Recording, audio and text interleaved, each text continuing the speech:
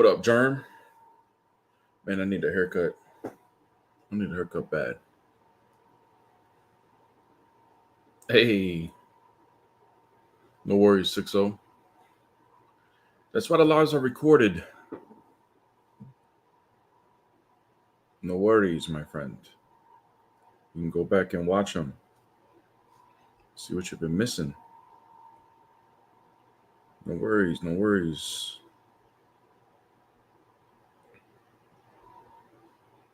How's everybody doing? Shout out to TikTok. Shout out to YouTube.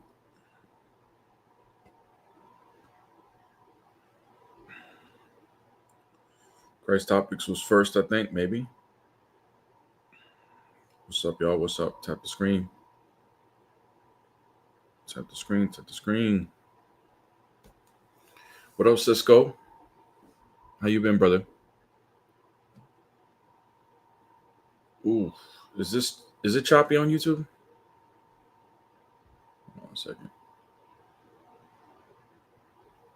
It shouldn't be. I don't know why. It just got choppy for a second. I don't know why. Hold on a second. Do something real quick.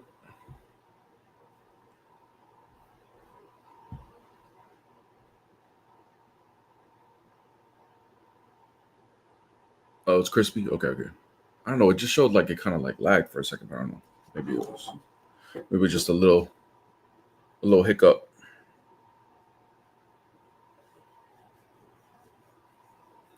Oh, really? Okay, that's cool. I mean, there is ways to do that on TikTok too, brother.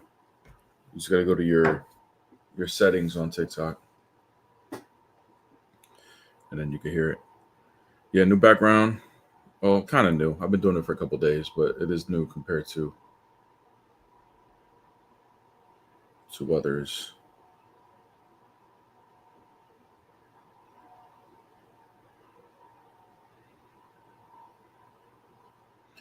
Exactly, Germ. And the genium. Knock it down. Why is this? Yo, you guys are showing on YouTube. This is not like it's not like choppy at all when I move or anything like that because it's like showing that on my computer. I don't know why it's doing that. So I'm worried that this is not going to record properly.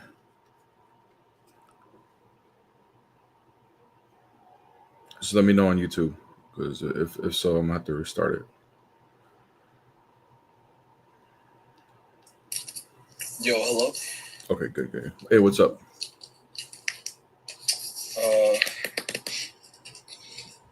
The reason I'm not Christian is because I don't think that there's enough evidence for Christianity, and I also don't think that it logically follows all the way. Okay, what faith are you? I'm agnostic. Okay. Whatever you're doing right now, it's like clicking on the mic. I don't know. It's like rubbing against the mic or whatever. If you don't mind. I can take my headphones off. Yeah, if you don't mind. Yeah. What was that? Is it still clicking? No, not right now. I think you're good. Okay. What's illogical about it? Well, I mean, I would have to ask you questions and then get a bunch of follow-up questions to tell you because there's, I mean, like even though you guys have the same faith, a lot of Christians give different answers to a lot of questions, right? So, Okay. I think that the problem of evil, actually, I think that like free will in heaven and stuff like that is kind of illogical. Okay, explain. I also think that Jesus having superpowers would be illogical. Okay. What about the problem of evil? The problem, you want to go down that, right? Okay, so I don't think that an all-loving, all-knowing God would create a world with Will create what? With so much suffering. A world. Oh, a world. Okay, gotcha. Yeah. Yeah, he didn't create a world with so much suffering. Well, he's the creator of everything. He created the thing that he created Lucifer as well, right?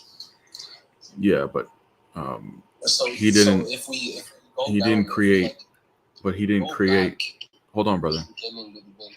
But he didn't. He didn't create the world in the fallen state that it's in. Nor did he create Lucifer or Satan evil. He didn't do that.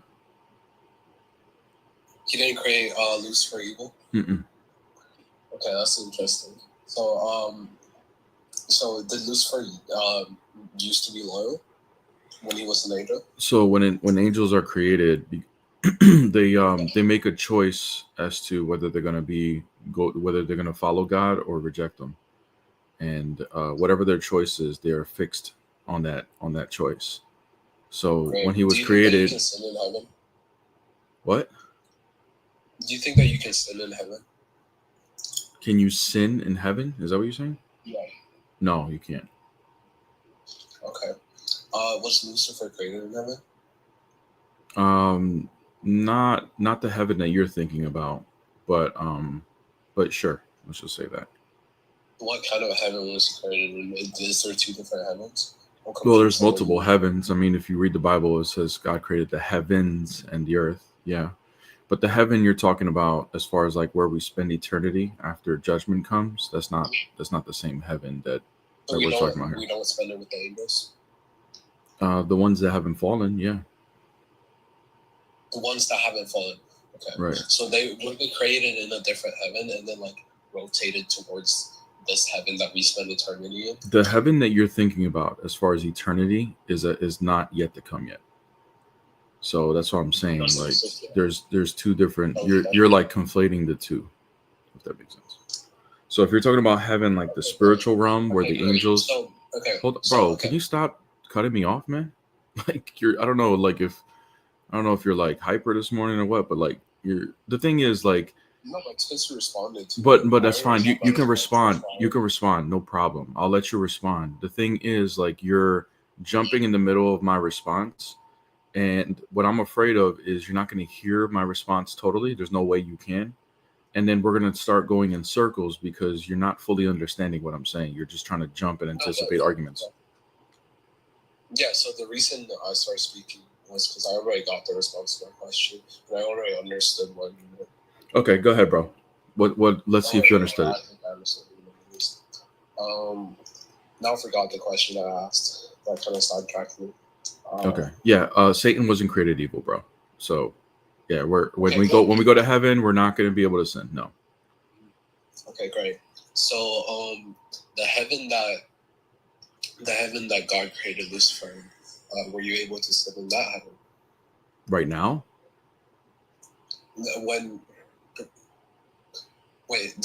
Yeah. Okay, right now, yeah. Can we sit in the heaven right now? The heaven that Lucifer was created in. Are you able to sin in that heaven? No. Oh, sin in that heaven? Yes. I would assume so, yes, because he fell. Okay. So if God can create a heaven where you can't sin in, why didn't he do that for the one that he made Lucifer in? Repeat the question again? If God can create a heaven that you cannot sin in, why didn't he do that for the one that he created Lucifer in? Because in order to earn full glory and deification, it needs to be first earned through free will. So one has to go through a phase of free will first. If you have free will, that means you do have the choice to reject God. When we hold on, I'm not done. We are created with free will. We have the choice to either accept or reject God. By the time we die, if we have accepted him, then we will be in full glorified state where we no longer have a will that even moves towards sinning at all.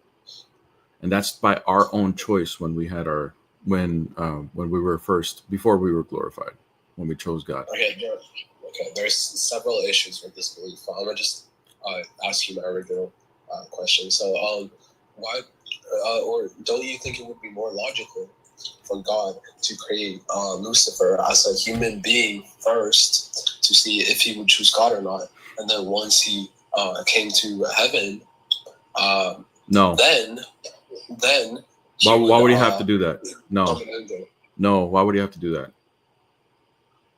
Because then we wouldn't have Satan today. Because he wouldn't have the power to create hell. Yeah, no. I reject that. It's not more logical. No, the God doesn't need to do that. He created all of us with freedom, and we have freedom of choice. So okay, do you think that the world would be better without hell? Hell, sorry. Without hell? Yeah. I don't know what you mean by hell.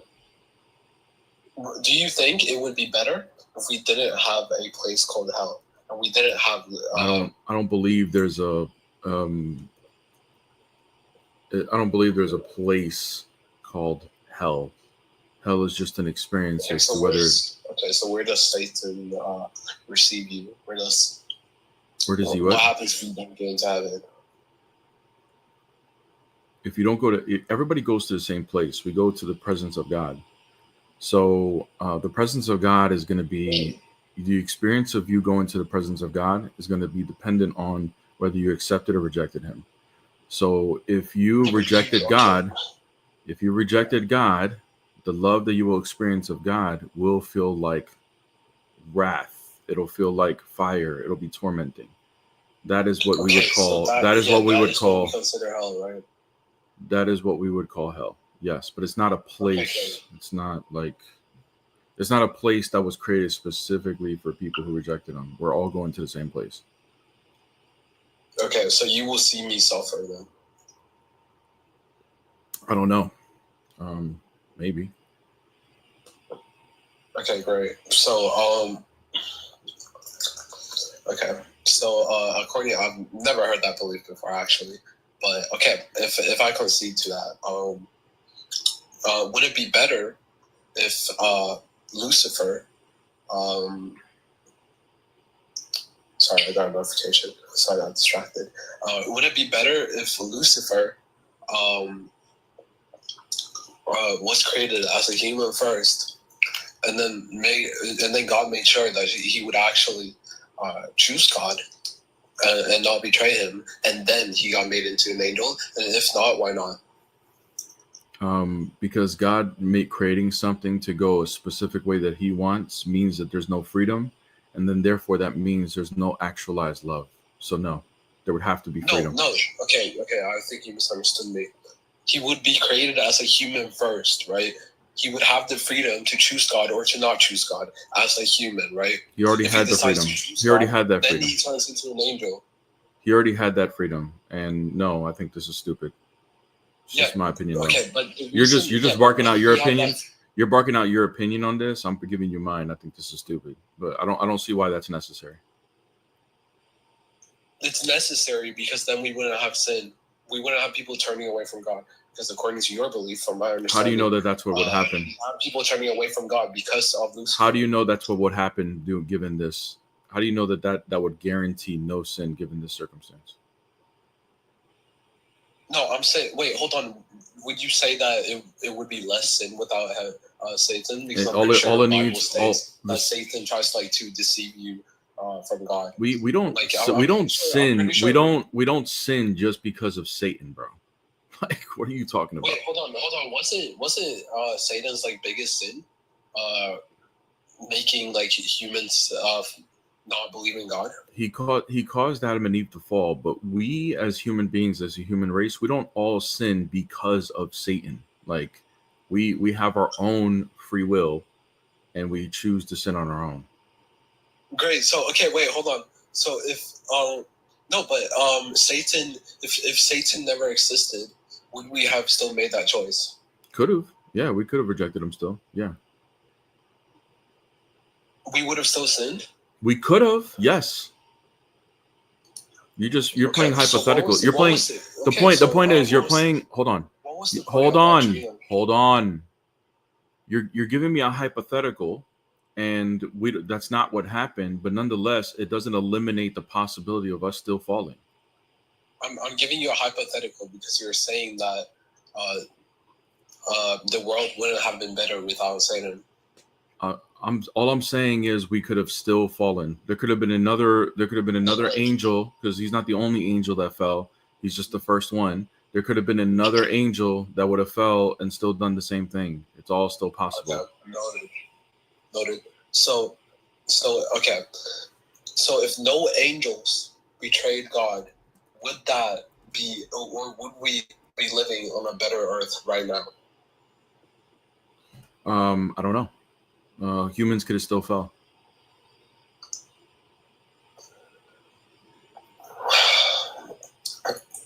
Okay, so the fact that Lucifer betrayed God has absolutely no like relevance to you.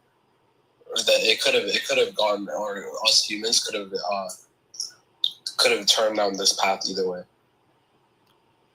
It could have happened still, yes, because we have free will. Because we have free will. Yeah, I know. We could wait. Hold on. Could no sin and free will coexist? No sin and free will coexist. Yeah, it could, if we would have not rejected God. Yeah, before the fall. Absolutely. Great. So if it could coexist, right?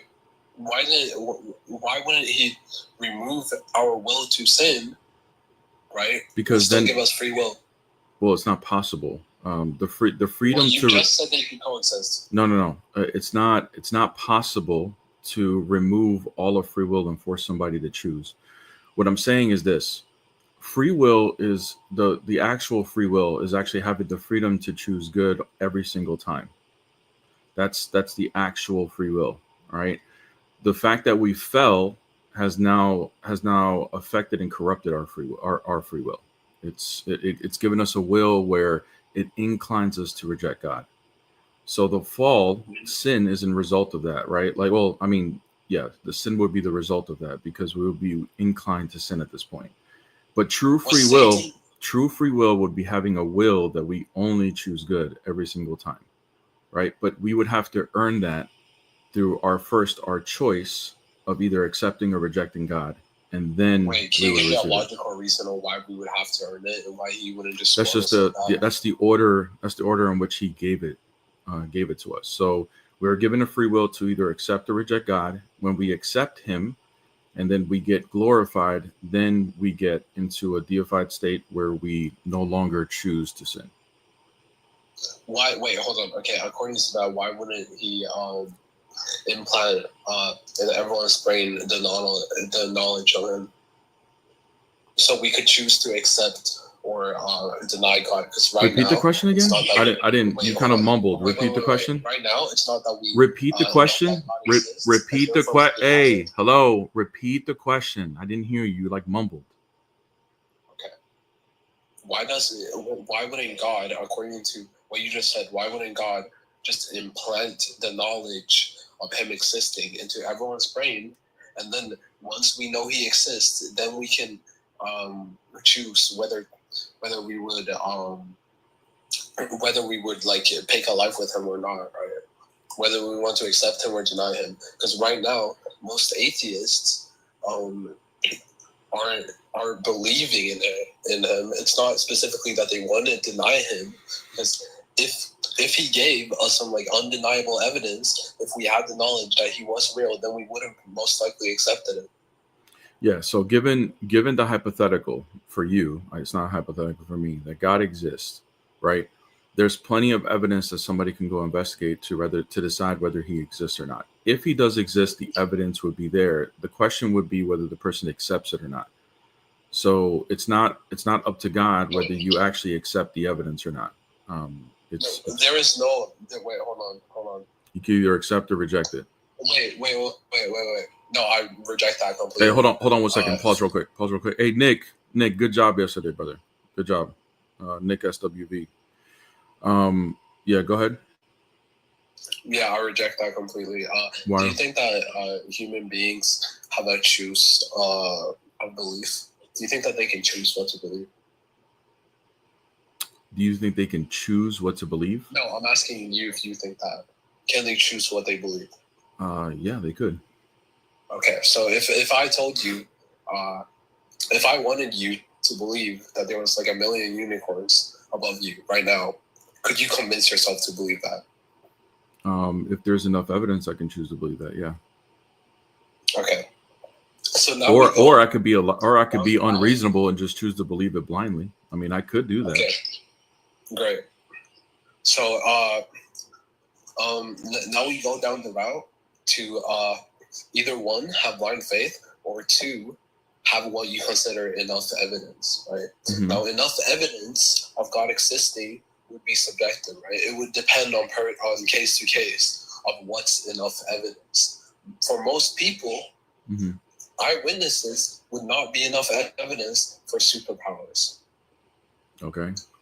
So how does that go back to free will? I don't understand. No, okay. So the argument that you just made, I didn't make an argument. I'm just answering your questions. I didn't make an argument.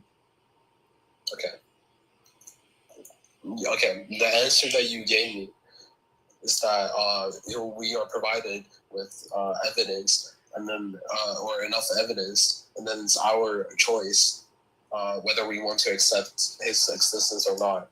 I'm telling you that the evidence we have is not enough for 70% of human beings on Earth. If we actually would have known that he existed, then we would have accepted him.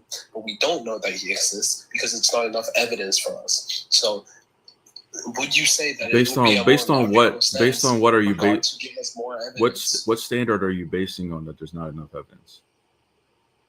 That 70% of the world population are not Christian. Bro, so you're appealing to the masses. And you know, not all 70% deny God existing, right? No, not that. So your argument is because the majority don't believe in Christianity, therefore that means there's not enough evidence. What are you saying, bro? What are you actually saying right now, bro? Hold on. Do you not hold the belief that if we had more evidence for Christianity, then more people would be Christians? No, I don't hold that belief. I don't appeal to the masses just because. I can literally disprove you with my first personal experience right now. Like, if literally right now, mm-hmm. if I was provided undeniable evidence, I would turn to Christianity and I would believe in God. That's subjective, but that's subjective to you, brother. That's just your position. That's not objective to. It's not universal for everybody. No, but it automatically proves that at least one more person would for you believing in Christ, right? Yeah, but off of your own subjective criteria, right? How is more evidence subjective criteria? Because it's subjective. Because I asked you what is the standard you're basing on whether that there's not enough evidence. That was all based on your opinion. You believe that there's not enough. Others believe there is enough. It's subjective. No, being an atheist. Wait, hold on. Can you define atheist for me? Somebody who denies God existing. No. Okay, that's not the definition. Oh yeah. Him existing, right? Somebody who denies him existing, right? Okay. Someone who doesn't believe in him, right? Dude, I don't know if you're tracking this, man. Anyways, bro. Someone, wait, hold on. Hey guys, put a 1 if you want me to drop him, or 2 if you want me to keep going, because this guy's not tracking. You want to run away. Right. Yeah, I want to run, dude. This is not. This proves you completely. Brother, you're not bringing anything with substance, bro. I'm just like getting interviewed at this point, and you're not really bringing an argument. You're just bringing your opinion. No, I'm not bringing an opinion. The definition of an atheist is not an opinion. And someone who doesn't believe in God, right? If they were provided with more evidence, undeniable evidence, then they would. And all of that is subjective, brother. It's not where it's at. Nick, you still here, bro?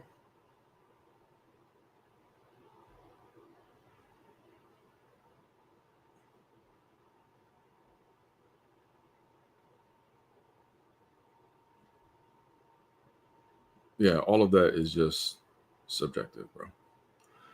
Not like I was just trying to see where you're coming from as far as not enough evidence. I mean, there's probably a way you can go with that, but he wasn't bringing it. What's up? What's going on, man? What's up, man? So you asking why I'm not a Christian? Because I don't believe in a man God. I'm assuming you're Muslim. What did you say? I'm assuming you're Muslim. Yeah, because is that some shit based on the fact that Muslims are the only ones who believe in the one true God? Okay. Okay. That's your claim. I don't know if that's true. I don't believe that's It's true. your assumption, though. Is it based on that? No, I'm just assuming by the way you just said that, only Muslims speak like that. You talking about truthful people. So Jews don't believe in the one true God either? Yeah, they do, but the way you brought up they the don't believe argument, that the one true God is a man. the way, hey, bro, like I don't know what you thought this is. Like we can have a dialogue. We can crack, talk. bro. Stop smoking crack. You a crackhead. Shut the fuck up talking like that. Oh, bro, you weak as hell. That's why you gotta resort to that, because you really don't got no argument, bro. Weak as hell. Weak as hell. Weak.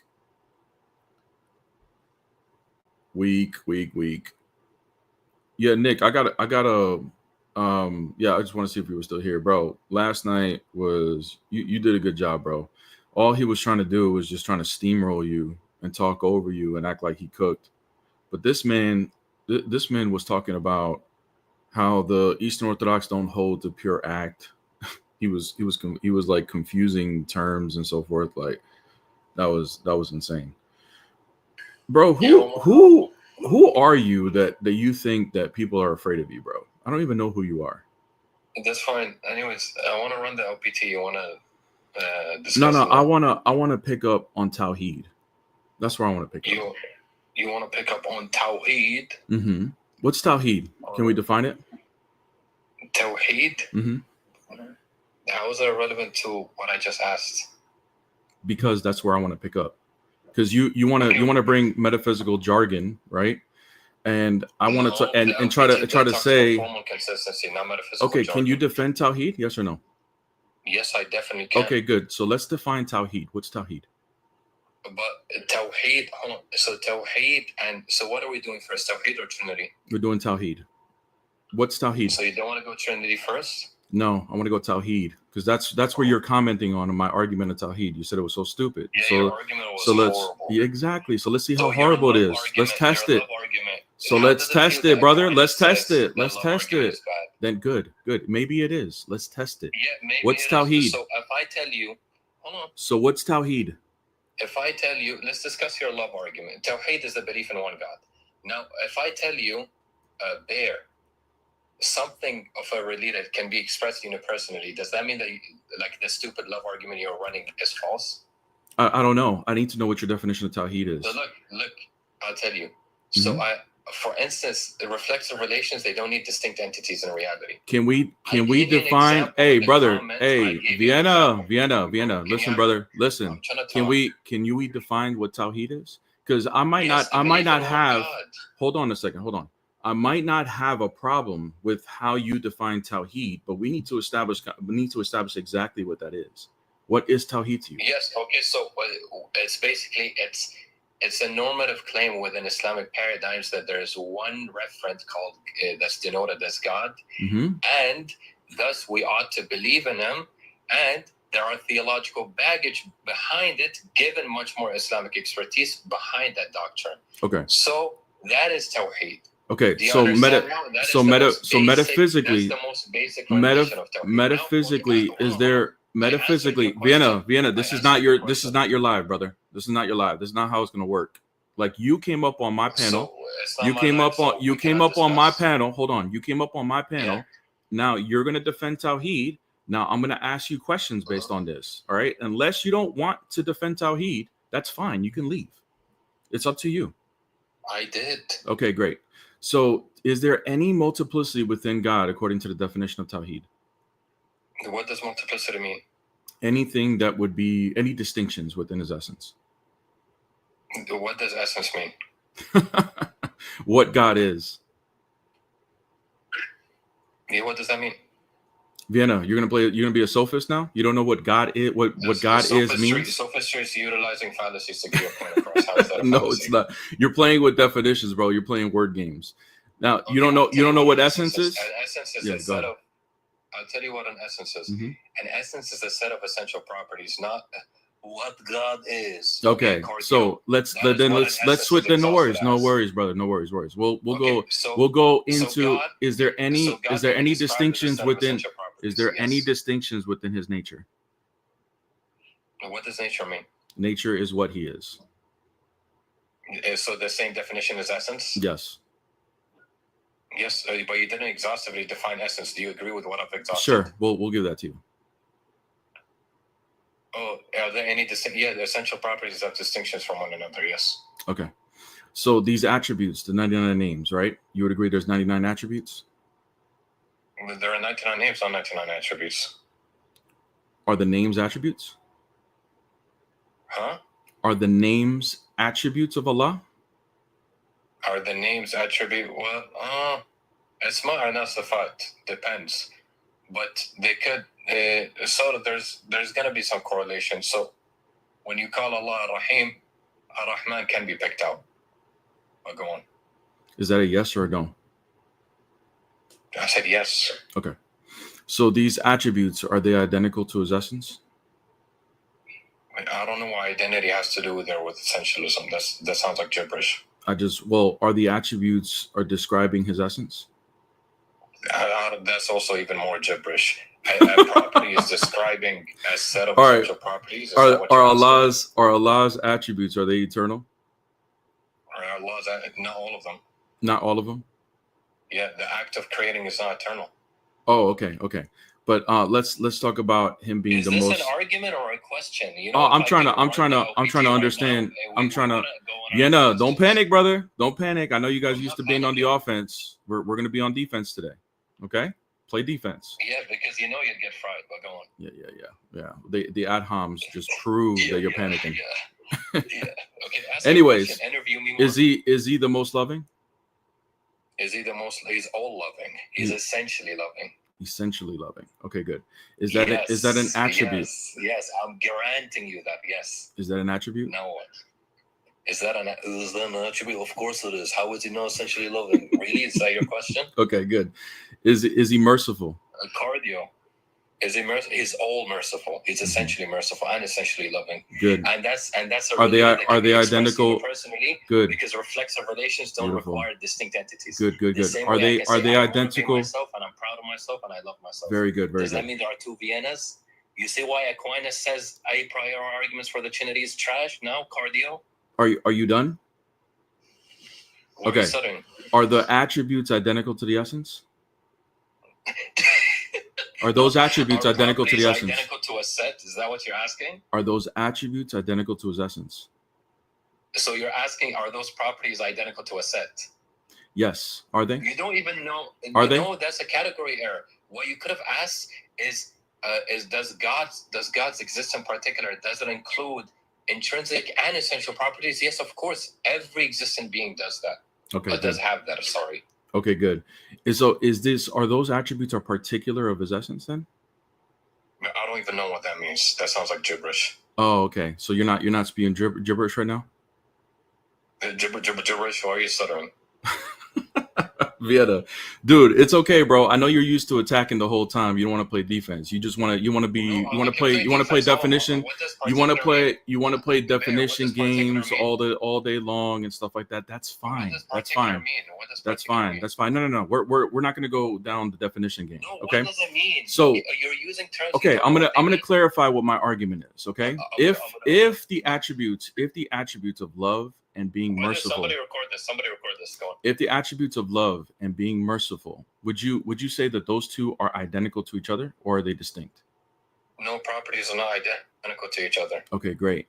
And are those going to be of this? Are those attributes of the essence of Allah?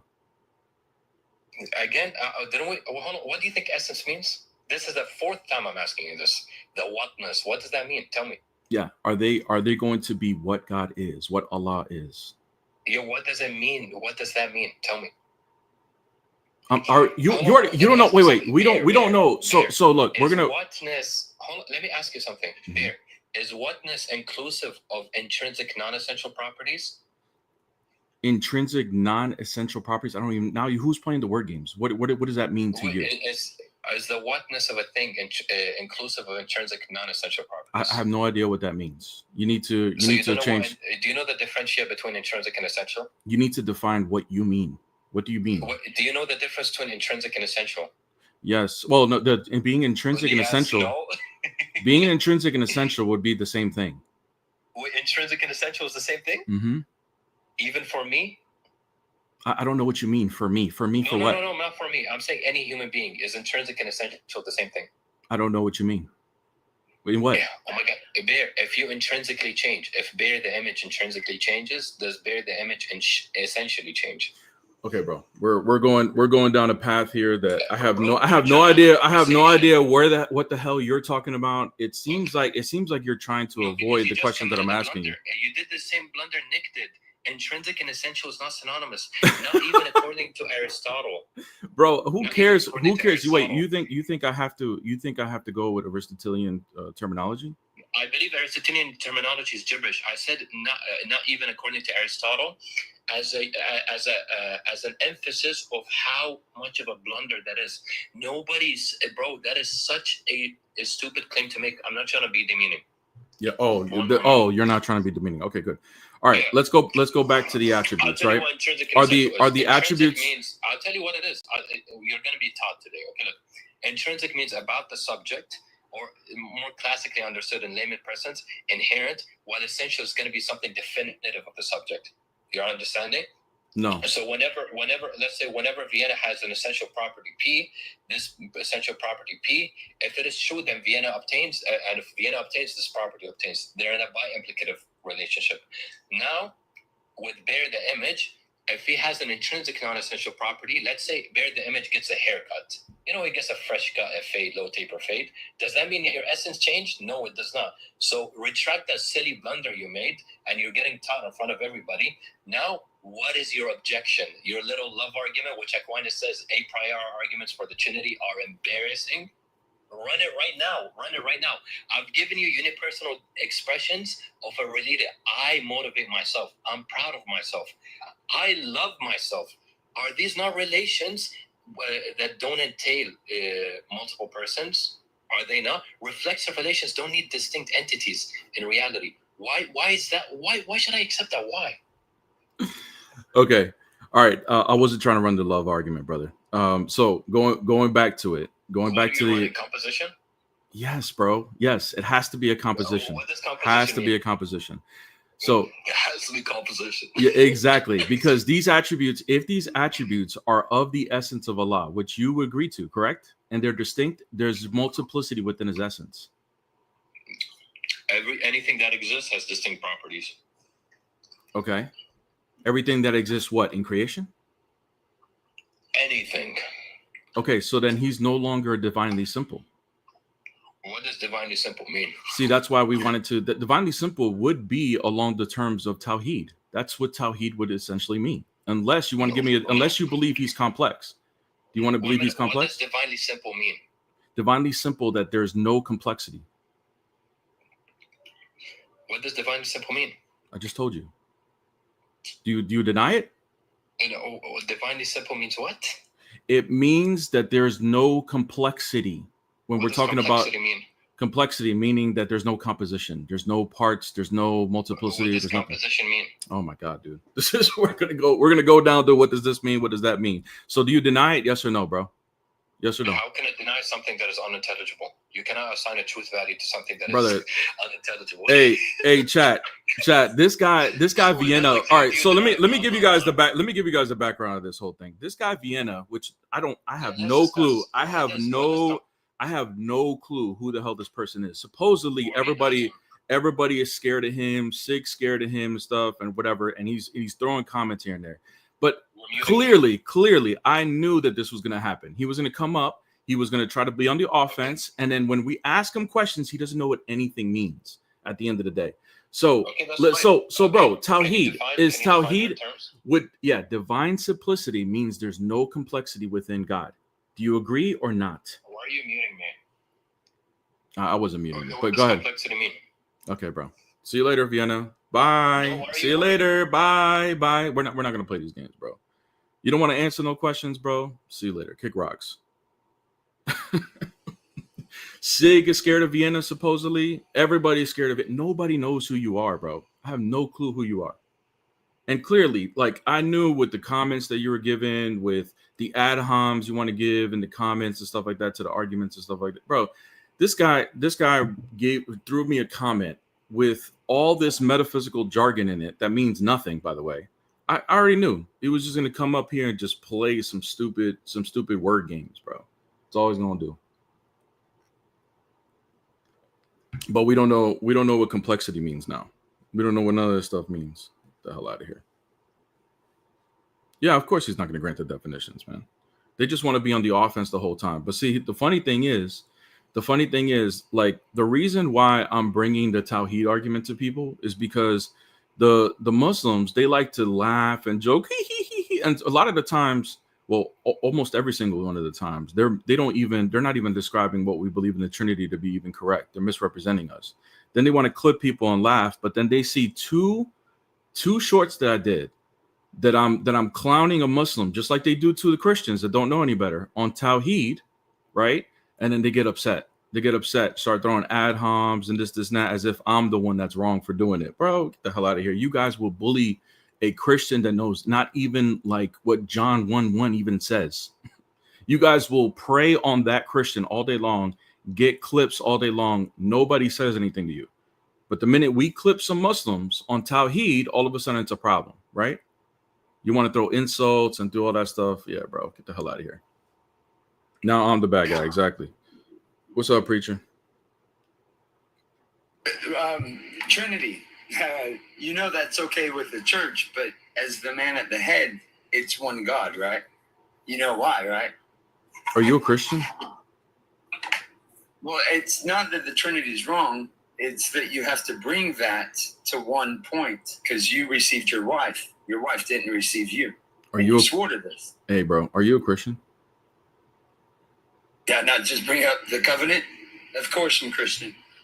Okay. That's how you tell if they're Christian, is if they do covenant. He's the covenanter. Dude, what the hell are you talking about? So you deny I'm talking about the verse. You don't believe. So you don't believe. How you tell if they're Christian? Okay, bro. So you don't believe in the Trinity? Bring it to the gate. There's one God. You received your wife, not your wife. Your wife picked up a cross of blood. You received. All right, bro. See you later, man. Have a good day.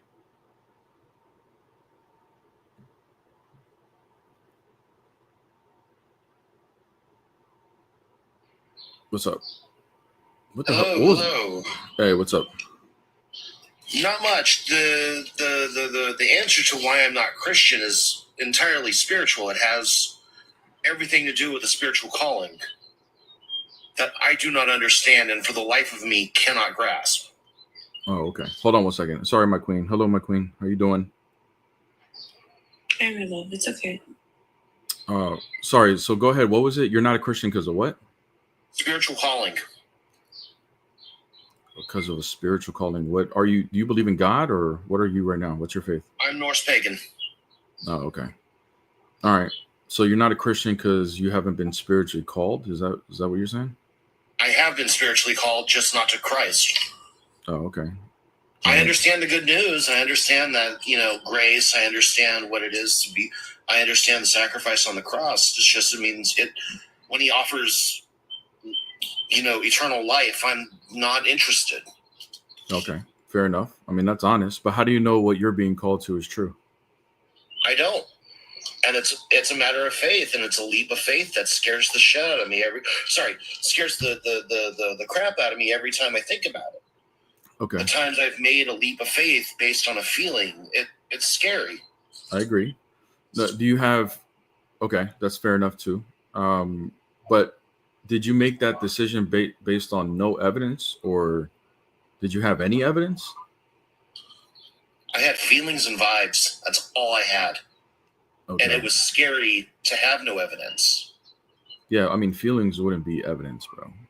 They are not evidence. They are evidence of evidence.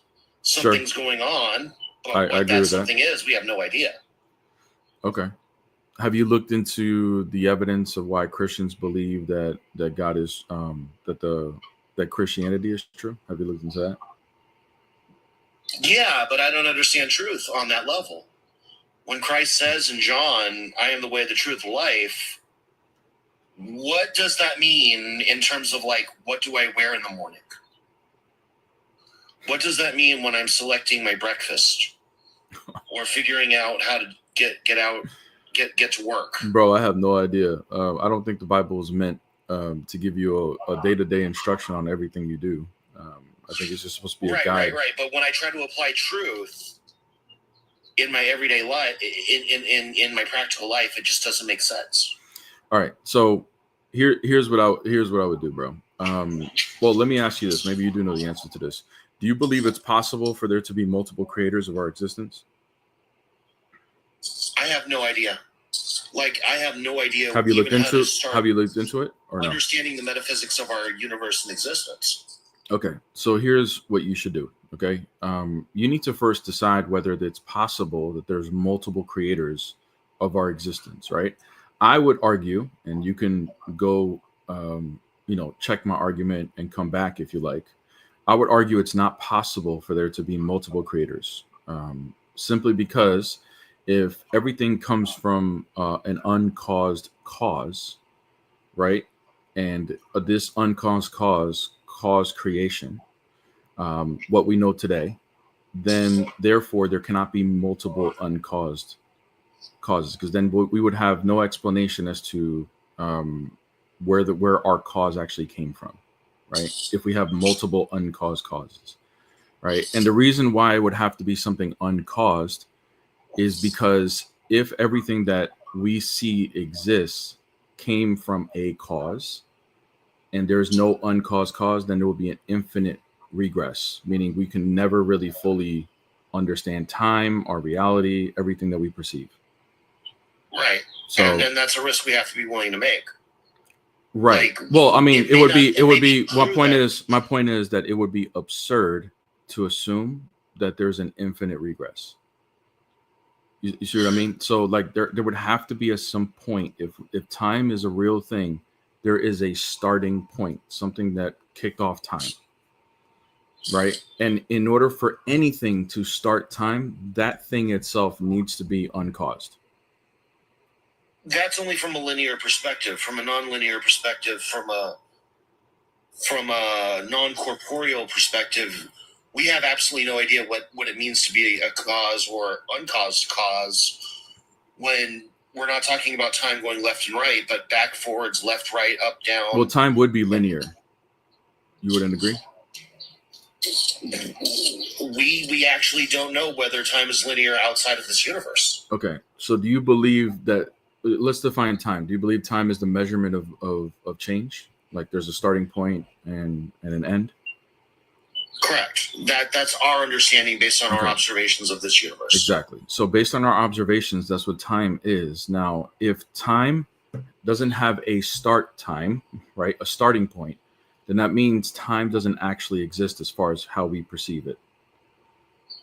That would be our assumption. It could be more complicated than we know. I'm not saying it can't be, but what I'm saying is as far as what we observe, we see that time means there's a start and then there's an end, right? And everything in between is the measurement of that, right? That's how we perceive time to be. If time is not actually that, then that means our perception of everything is actually not true. So if time is an infinite regress, then we have no basis for which we can make any Correct. Claims about this world. Exactly. That's exactly right. So if time, so assuming that, I mean, you can take that worldview if you choose to, right? That would be a chaotic worldview, and I feel for anybody that's stuck in there. But if we're going to be reasonable and say, okay, let's not jump to absurdities. If time is a real thing as far as what we can observe it, then that means anything that had started time would have to be outside of time, meaning it has no beginning and no end, whatever that thing is. Do you follow? Right. But I think the difference that we're going to come to is whether or not auteur theory relates to our universe. Whether our what theory? Auteur. I have no idea what that is. It's this idea that individual great men or individual great people are singularly responsible for great works of art, especially things like movies, video games, etc. When the reality is that most of these creations are usually built by teams. You know, most great creations in this world are not solo endeavors. Yeah, but that's just creations that you're talking about within time, space, and matter. So as far as we know, in the beginning of time, that's what kicked off our space and matter as well. So it wouldn't be analogous to this. Look, here's what I'm gonna say. You understood my argument as far as time. Okay. Now that you understood what I mean, I'm not saying you agree with it. You understand what I mean about the uncaused thing. Now, my argument that you should look up and you can come back is whether it's possible for there to be multiple things that are uncaused that caused time, if that's logically possible. All right. I would argue that it's not, but you can try to look and see if there's an argument against my argument, and then you can come back. I can say that it's logically indeterminable because we have no idea what. Well, go investigate it. Go investigate it first before you make that conclusion. I'm going to make that conclusion now because there's no assumptions that we can make. Then you're making the same mistake you said that you didn't want to do. Just base it off your feelings. How about you go and investigate yourself, base it on something like logic, right? And then come to the conclusion. Don't just go off of your feelings, bro. Well, no, it's just I know that we don't know anything about the universe prior to. All right, see you later, bro. Have a good day. Try to help you, but can't help somebody who is stuck on their feelings. What's up? Why are you not a Christian? I guess do you want me to like machine gun some points, or just like you want to go one by one? No, don't machine gun it. Just one at a time. Okay, I'll lay out my points and then I'll choose the one I'd like to discuss. Just pick the first one. Don't lay out all the points. Just pick one, bro, and go with it. Yeah, I believe the Bible teaches the coming of Islam. Okay, why do you believe that? Yeah, Daniel 2 says that the kingdom of God destroys the Roman Empire. Then historically, the Muslims destroyed the Roman Empire. Really? Okay, that's interesting. Is Daniel a prophet of Islam? He could be. It's possible. So you don't know? No, I wouldn't be too certain. So why would you take a prophecy of someone you don't even know if it's a prophet? Okay, well, firstly, this isn't really going to be dealing with the actual prophecy because you asked me, well, I'm not a Christian. I'm just saying if I look into your scripture, I see it foretells the coming of Islam. Well, there's a lot of problems to this, but the first one would be, do you take him as a prophet or not? That's not going to have any grounding on whether this is preaching Islam or not, because if this is preaching Islam, then your Bible is false. Okay. But if he's not an Islamic prophet, then why are you taking his prophecies? Okay, you asked me why I'm not a Christian, correct? Yeah, but I'm just trying to get some epistemic justification to this. So whether this person is a prophet, no worries. All right, what about Daniel 2? Let's go to it. Since you want to jump to it so bad. What about Daniel 2? Go ahead. Yeah, Daniel states that the kingdom of God destroys the Roman Empire. Oh, okay. And that means Islam because what? And historically, the Muslims destroyed the Roman Empire. Oh, okay. That's where you're going with this. Okay. According to the prophecy, now I'm assuming you take the whole book of Daniel, right? I mean, I don't mind taking the whole book of Daniel, but it's very, the book of Daniel has like some errors and some of those words written in there. No, I take the whole book. I'm just telling you, the book of Daniel on its own, it does have like lots of errors, but I'll grant the whole book. That's okay. Thank you. But yeah, because like if you're not going to grant the whole book, then it's like, what are we talking about at this point? I agree. I don't mind. I'm telling you, I grant the entirety of Daniel. No worries. But I'm just saying, the book does have a lot of errors. Some of it does come way later on. Half of it's written in Aramaic, half of it's written in Hebrew. But I don't mind granting the whole thing. So yeah, just according to the book of Daniel, this kingdom that defeats Rome, all right? Yeah. Is it an everlasting kingdom? Yeah, it's an everlasting kingdom. Okay. So what kingdom destroyed Rome according to you? The Islamic kingdom. Where's that? Where's that the today? Kingdom that the prophet came with. Yeah. Where's that today? The kingdom is just the body of believers. Where's the kingdom though? There's not some physical kingdom. I don't know what you want me to say. Do you think Oh, it's so like a castle wait. or something? Well, I mean, you thought it was something physical because I you thought said that it that said physical.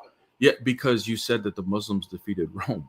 I said the kingdom is the body of believers. So they possess the kingdom of God, and the believers are physical. The same way in the parable of the tenants, Jesus tells the Pharisees they possess the kingdom of God. They didn't have some empire. They were divided. They were prosecuted and all of these things. They didn't have some like castle or something like that. So they were just the body of believers. Okay, so you think this is a spiritual kingdom? I think you could go either way, but for this, I would take the position that it's the kingdom is spiritual. Yeah. Okay, can you show me anywhere in the Quran But spiritual. Can you show me anywhere in the Quran that this kingdom that you're talking about that Muhammad started is a spiritual kingdom? Can you align that, please? What? What? What are you talking about? What you didn't understand my question? I'm challenging you that this is not. I don't think this is the Islamic belief that you guys believe this is a spiritual kingdom. What the heck? So can you substantiate or no? Okay. If that's hold on. If that's your case, I don't feel like grabbing anything for you. I will take the position that it's physical, no problem. Okay. So does this? Okay, just watch. Okay, I take the position. So where's the physical? Do you want to go back Good. to the everlasting point? Notice how you're switching. You have to switch positions now. I'm not So switching. you I told concede. I just don't want to grab the end. You're making So you concede. So you can. Oh wait. So you don't want to have to substantiate anything that you're saying? No, I'm telling you I can, but I'm just trying to make this quick. I have to go soon. Oh my gosh. Okay. Yeah. The whole I want to go soon. If you can't be here, bro. If you can't listen, I don't want to hear the excuse when you get stuck. All right. Obviously the kingdom is spiritual. Okay. All right. So according to Daniel, who will be the one that will take dominion of this kingdom? The one like a son of man. Okay. The one like a son of man. And Yeah, who is that? Hold on. He's given. It's given to him. Yeah, so God what? isn't given anything. It's just established. I don't know why you brought that point up. Because you believe this is Jesus. You believe Jesus is God. I'm not talking about my belief. We're talking about your beliefs. Okay, that's fine. Yeah. So who is this? Who is the Son of Man? Huh? Who is the Son of Man? The prophet. Oh, okay. And you just ran from the Muslims destroying Rome, by the way, but I'll allow it. How did I run from that? Okay, do you agree the Muslims destroyed the Roman Empire? No, not necessarily. No, but we'll go with it because it still doesn't work for your prophecy. I don't care whether you believe they did or they didn't. You can't concede that. You can't because you can see the prophecy. Bro, I'm granting it you for the sake of argument. Who cares what you think? Grant that. If you grant that, you can see the argument. No, I do not. If you concede that the Muslims destroyed the Roman Empire and Daniel says the kingdom of God destroys the Roman Empire, you just conceded the prophecy. No, I didn't. No, I didn't, bro. No, I didn't. Because I'm gonna grant it to you because the whole prophecy needs to fit the whole book of Daniel, bro. So I don't care. I'll grant it to you. So what? So now here we go. So the Son of Man. Hey, so the Son of Man. So the Son of Man is the prophet, correct? Yeah. Okay. So do you believe the prophet is worshipped? Or you want to go to Palach? Yeah. Do you believe he's worshipped? How is that word used in the Targums? How is that word Palach used? Is it in the what? Sorry, hold on. In the what? That word Palach in the Targums. Oh, the Targums. Do you take the Targums as an authority? No, you do. No, I don't. I don't take the Bible as an authority. We don't need to take the Targums as an authority.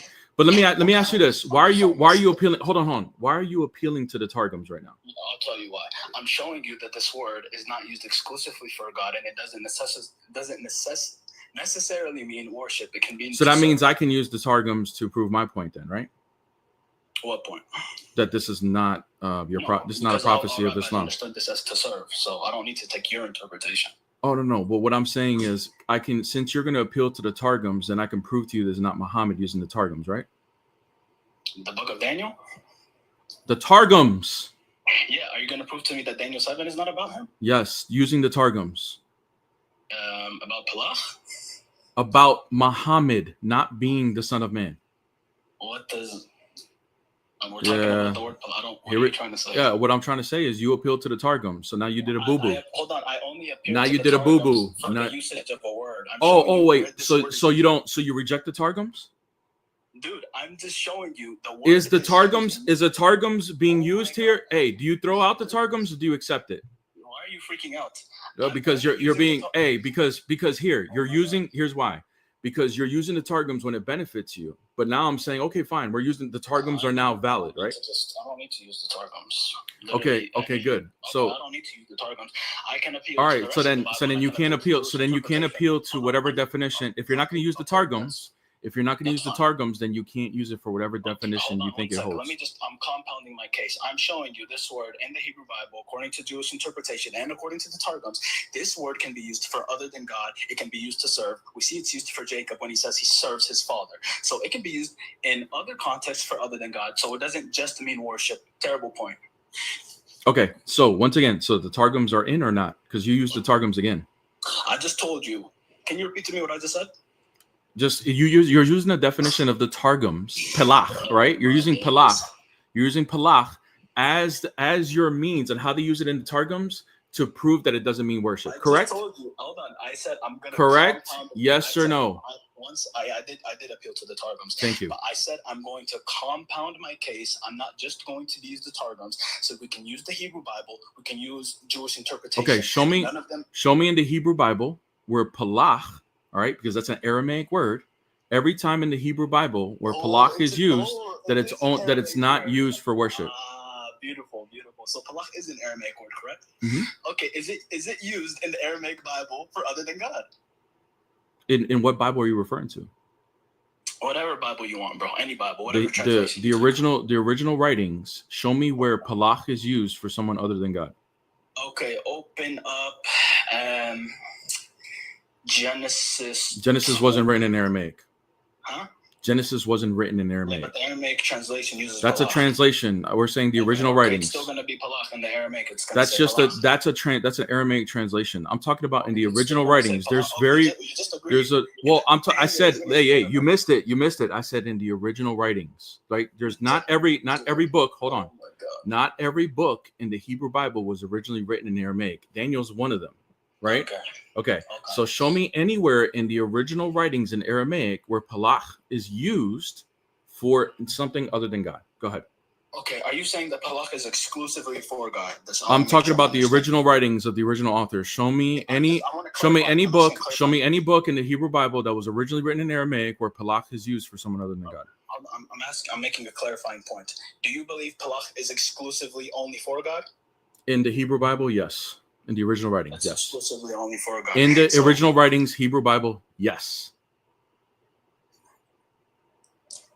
Okay, that's fine.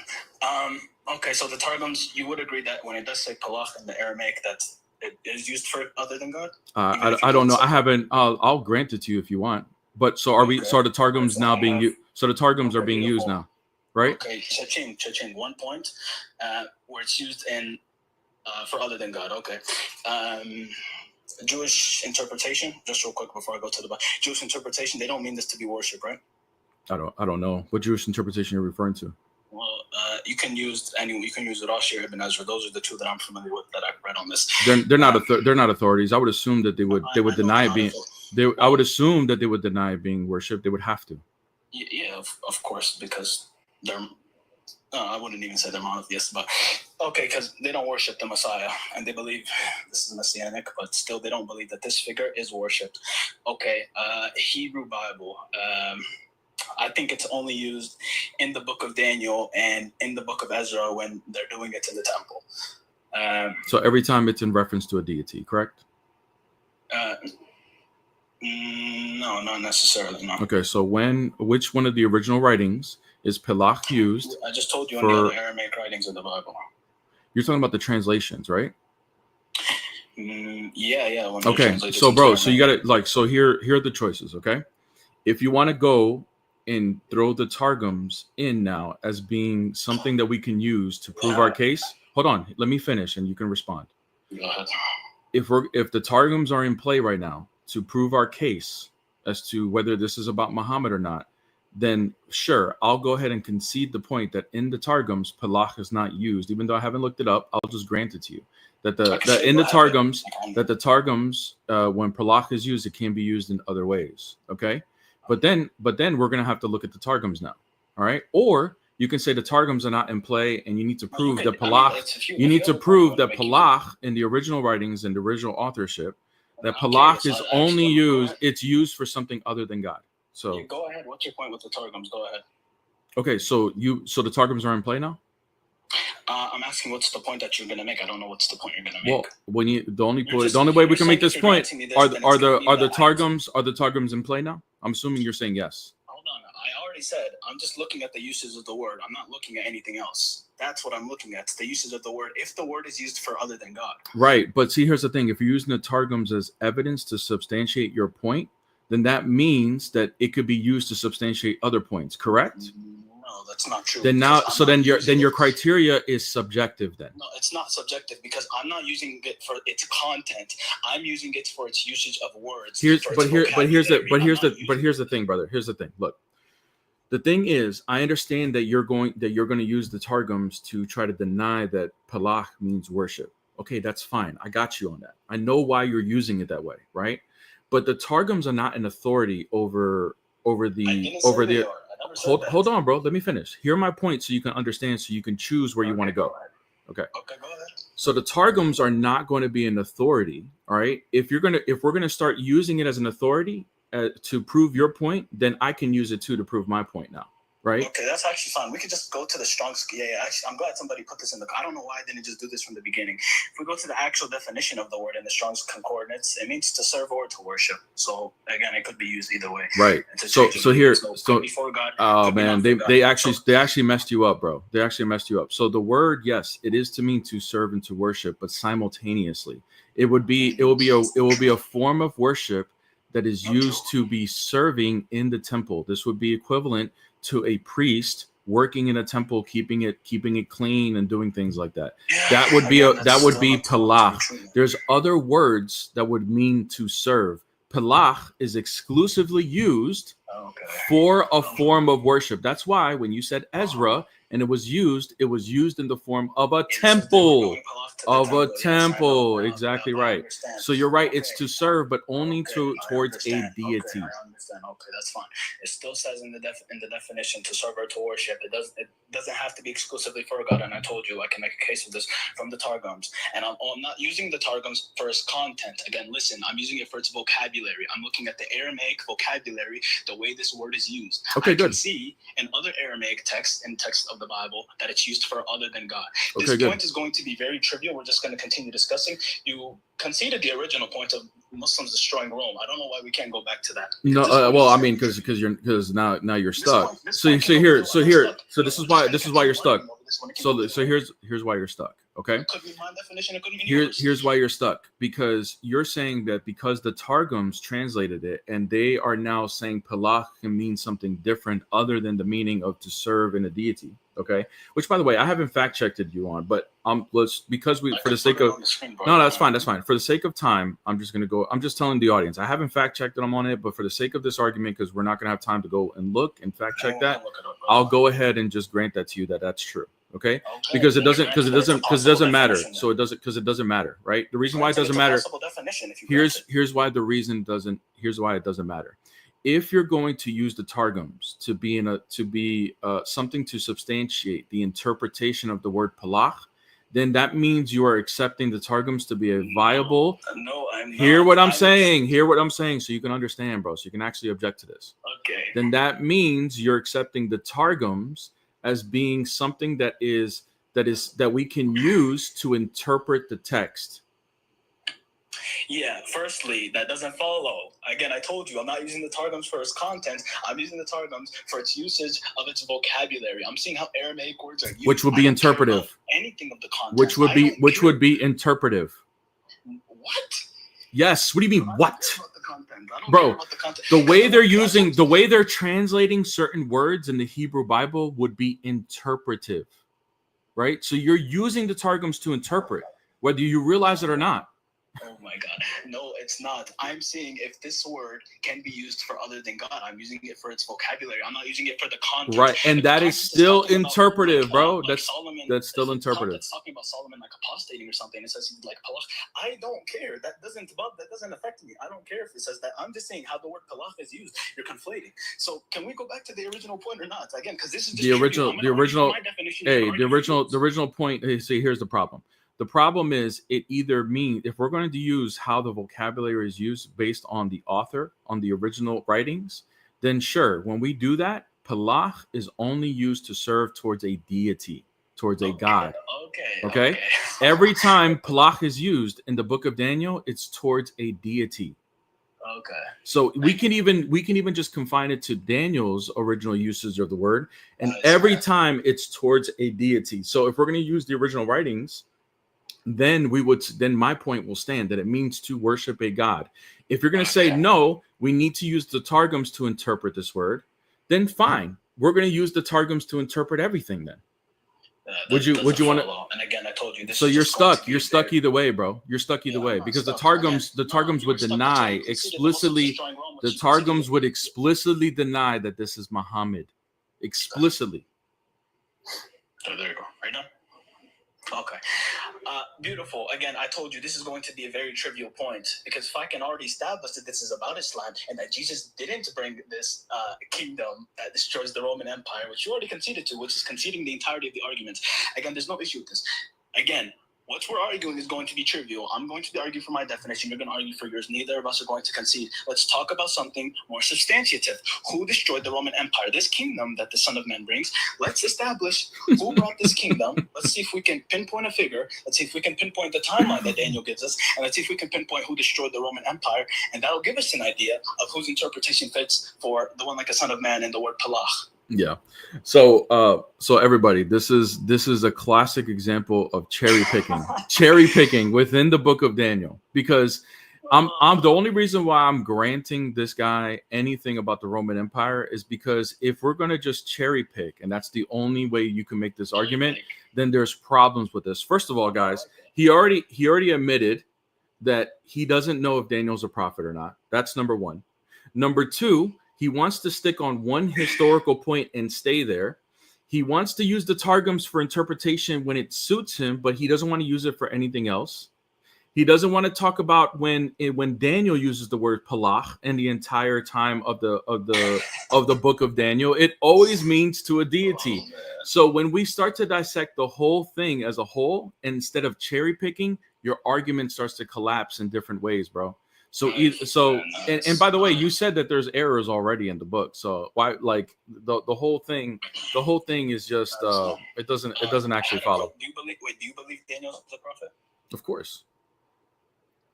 Does it say in the book of Daniel he's a prophet? Doesn't need to. Is Solomon a prophet? Yeah, he has prophecies. Okay. I was just making sure. Okay. You didn't address really anything I said. I said we can talk about something more substantive rather than arguing over a trivial definition. We can go back to Does the Messiah die according to Daniel? Oh my God, bro! If you want to go to Daniel 9, we can discuss that. First, I'm telling you why I'm not a Christian. Does he die? Go back to the point. You've been running from the Muslims destroying the Roman Empire. I'm granting you for the sake of argument, bro. That's not running. I give it to you. You're granting that the Muslims are the kingdom of God. No, I'm not. No, I'm not. Because it's not. Because the rest of the prophecies are not consistent. That's why. So let me ask you this: does the Messiah die according to Islam? See, now you're running. Why are you? Does the Messiah die, bro? The whole thing. Listen, brother. Listen. Whatever, bro. Whatever. You guys do the same stuff. You do humiliated this, and that, bro. Brother, you got stuck on palach. You don't know how to substantiate the palach means what you say it means. And when I actually pressed you to substantiate it, and I was being gracious to you. When I actually pressed you to substantiate it, you wanted to run back to the whole Rome thing that I already granted. I don't care. I'll grant it to you, and let's see if the rest of the prophecy fits. But you can't even tell me if the book of Daniel is actually 100% true. You can't even tell me whether he's a prophet. Now I'm asking you, did the Messiah die? Right? You don't want to answer that question. You don't want to substantiate your definition of palach. I'll grant it to you either way. Do you want to go through the original writings, or do you want to go to the Targums? You want to go to the Targums to substantiate it again? Can I speak? Make your choice, bro. What do you want to do? I'll answer to everything you just said, and then I'll answer if I want to go back to the Targums. Okay, so originally you're telling me you granted the kingdom of God destroying Rome being the Muslims. You therefore concede the argument that Daniel prophesied the Muslims. Right? And you're saying, oh, well, this trivial definition, it proves it's Jesus. No, dummy, because Jesus doesn't fulfill the rest of the prophecy, which you conceded to. If you concede the Muslims destroyed the Roman Empire, then you concede the Muslims possessed the kingdom of God. GG, game over. Okay. Ahmed, do you believe that if Daniel is a prophet, that all of everything that Daniel says has to fit what you're saying about Islam? Oh my God, bro! I just told you. Oh I take my an agnostic God. position. I don't affirm prophethood for him. Exactly. nor do I negate So it, so because thank I'm you. not sure if Thank anything is you wrong. very much. Thank you very much. That's what I needed to Oh my hear. God. So You asked me why listen I'm to not what he just said, guys. Listen to what he just said. And see, here's the absurdity of these Muslims getting their chest puffed up. Oh yeah, I did this, I did that. Listen to what he just said. He's agnostic to the rest of the book of Daniel. So what this means, guys, is that he doesn't know. He has no clue. He has no clue. What does agnostic mean? What are you agnostic to? I said on his prophethood, whether he's a true prophet Do or you not. take the whole book? Do you take the whole book as true? What? Do you take the whole book as true? I said for the sake of the argument, I will accept the book of Daniel Do you? holistically. Okay. So then if you concede the point, then you do accept the whole thing as true, correct? I said from the beginning, I accept the book of Daniel for the sake of argument in its entirety. I said I don't care. I grant that. Okay. Then look, watch. Look, I'm gonna watch this, guys. Watch chat. Watch how inconsistent he's gonna be with the standard he applied to me, right?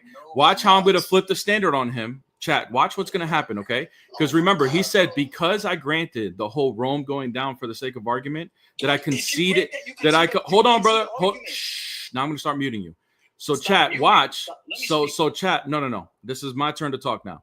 So chat, notice how, bro. I'll just put you down in the comments, bro. Drop me. Exactly. You want to run. See, look. This is what he wants to do. He wants to run. So notice, because he knows what's about to come. Go sit down. So what's gonna come is that he gave me a standard, and he said, I granted him for the sake of argument about Rome being defeated by the Muslims. Okay. That means that's just to move on to the other points. And he said that I conceded the whole thing because I granted them that as just for the sake of argument. Now he's saying for the sake of argument, he's going to grant me the whole book of Daniel. The whole book of Daniel, Palach, means to worship. The whole book of Daniel means that the Son of Man, who he claims is Muhammad, is worshipped by the whole world. The book of Daniel says that he will receive worship and an everlasting kingdom. He said it was a physical kingdom. Where's the kingdom? It's not everlasting. The kingdom of Islam went down. Okay. According to the book of Daniel, the Messiah dies. According to Islam, the Messiah didn't die.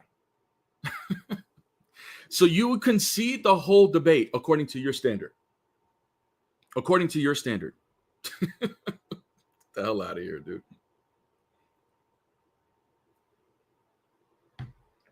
But nice try, bro. Nice try. You gotta get up a little bit earlier and study more, bro. Nice try. Oh, and then the running from the Targums was hilarious, bro. Absolutely hilarious. Notice how quick he went to the Targums to try to prove his point with Palach. But when I said, we're gonna accept the Targums, completely starts to deny the Targums, throws them under the bus. And you guys might be wondering, why would he throw the Targums under the bus? Here's why.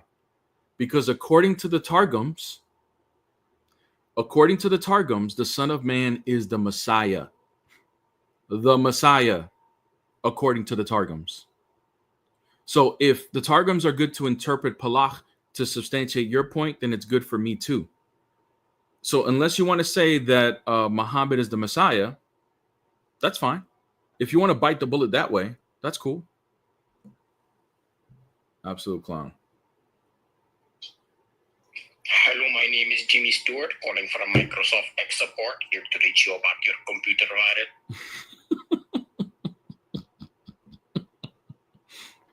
That was actually funny. Oh, man. Oh, my gosh. What's up?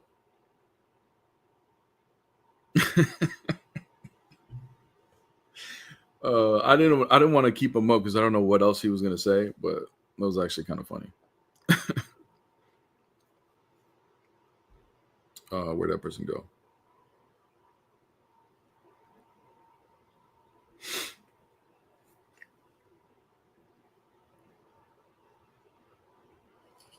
What's up?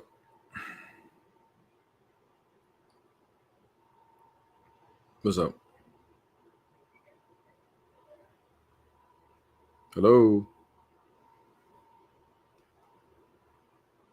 Oh my God. All right, guys, keep tapping the screen. By the way, don't forget, I'm also streaming on YouTube. All right, so don't forget to go subscribe. Also, hit Peace Apologetics a follow. She is on the panel. There's a plus sign next to her name. That means you're not following her. It doesn't cost anything to follow her. Just hit the follow button, and go ahead and hit her a follow. She goes live as well, and she has amazing lives. More than likely going live today. So definitely hit her a follow. Guys, by the way, if you guys heard the first conversation this morning talking to the agnostic about the problem of evil, I dropped new content late last night on the Patreon on the problem of evil. And guys, like I'm telling you, like it's so crazy. I dropped it last night and the first conversation was the problem of evil. So if you want to know where I was basing all my arguments on, you'll find that on the Patreon. Okay. So tier 1, we keep it very basic.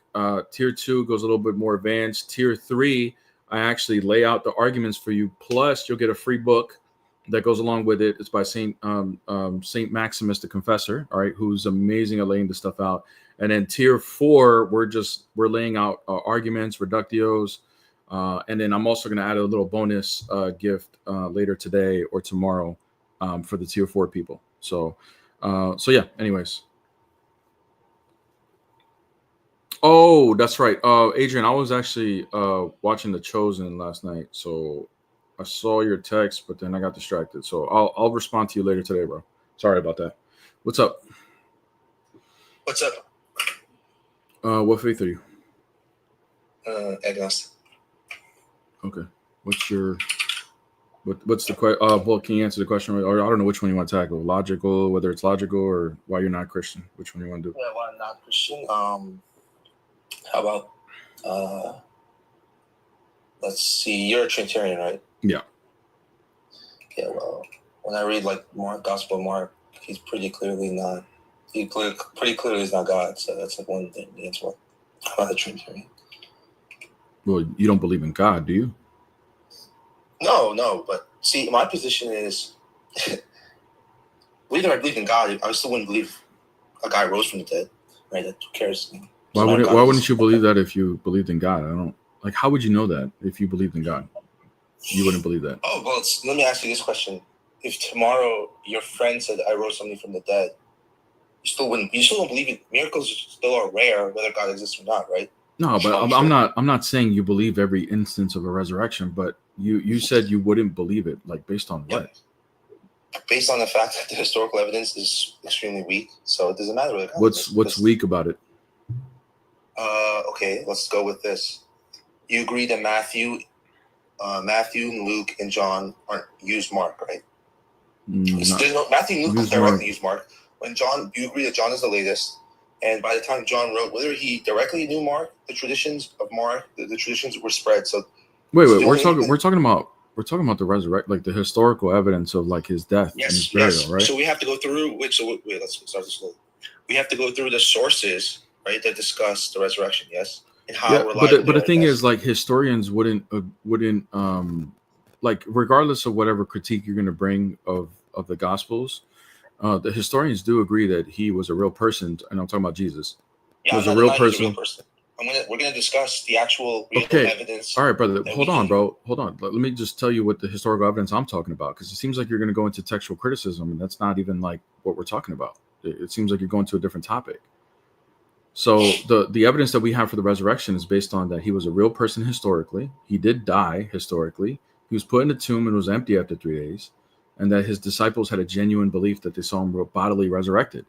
So those are the 4 facts that the historians would agree on. They wouldn't concede and say that it for sure is a supernatural event like a resurrection, to your point, right? But how would you explain the empty tomb? Oh yeah, I would.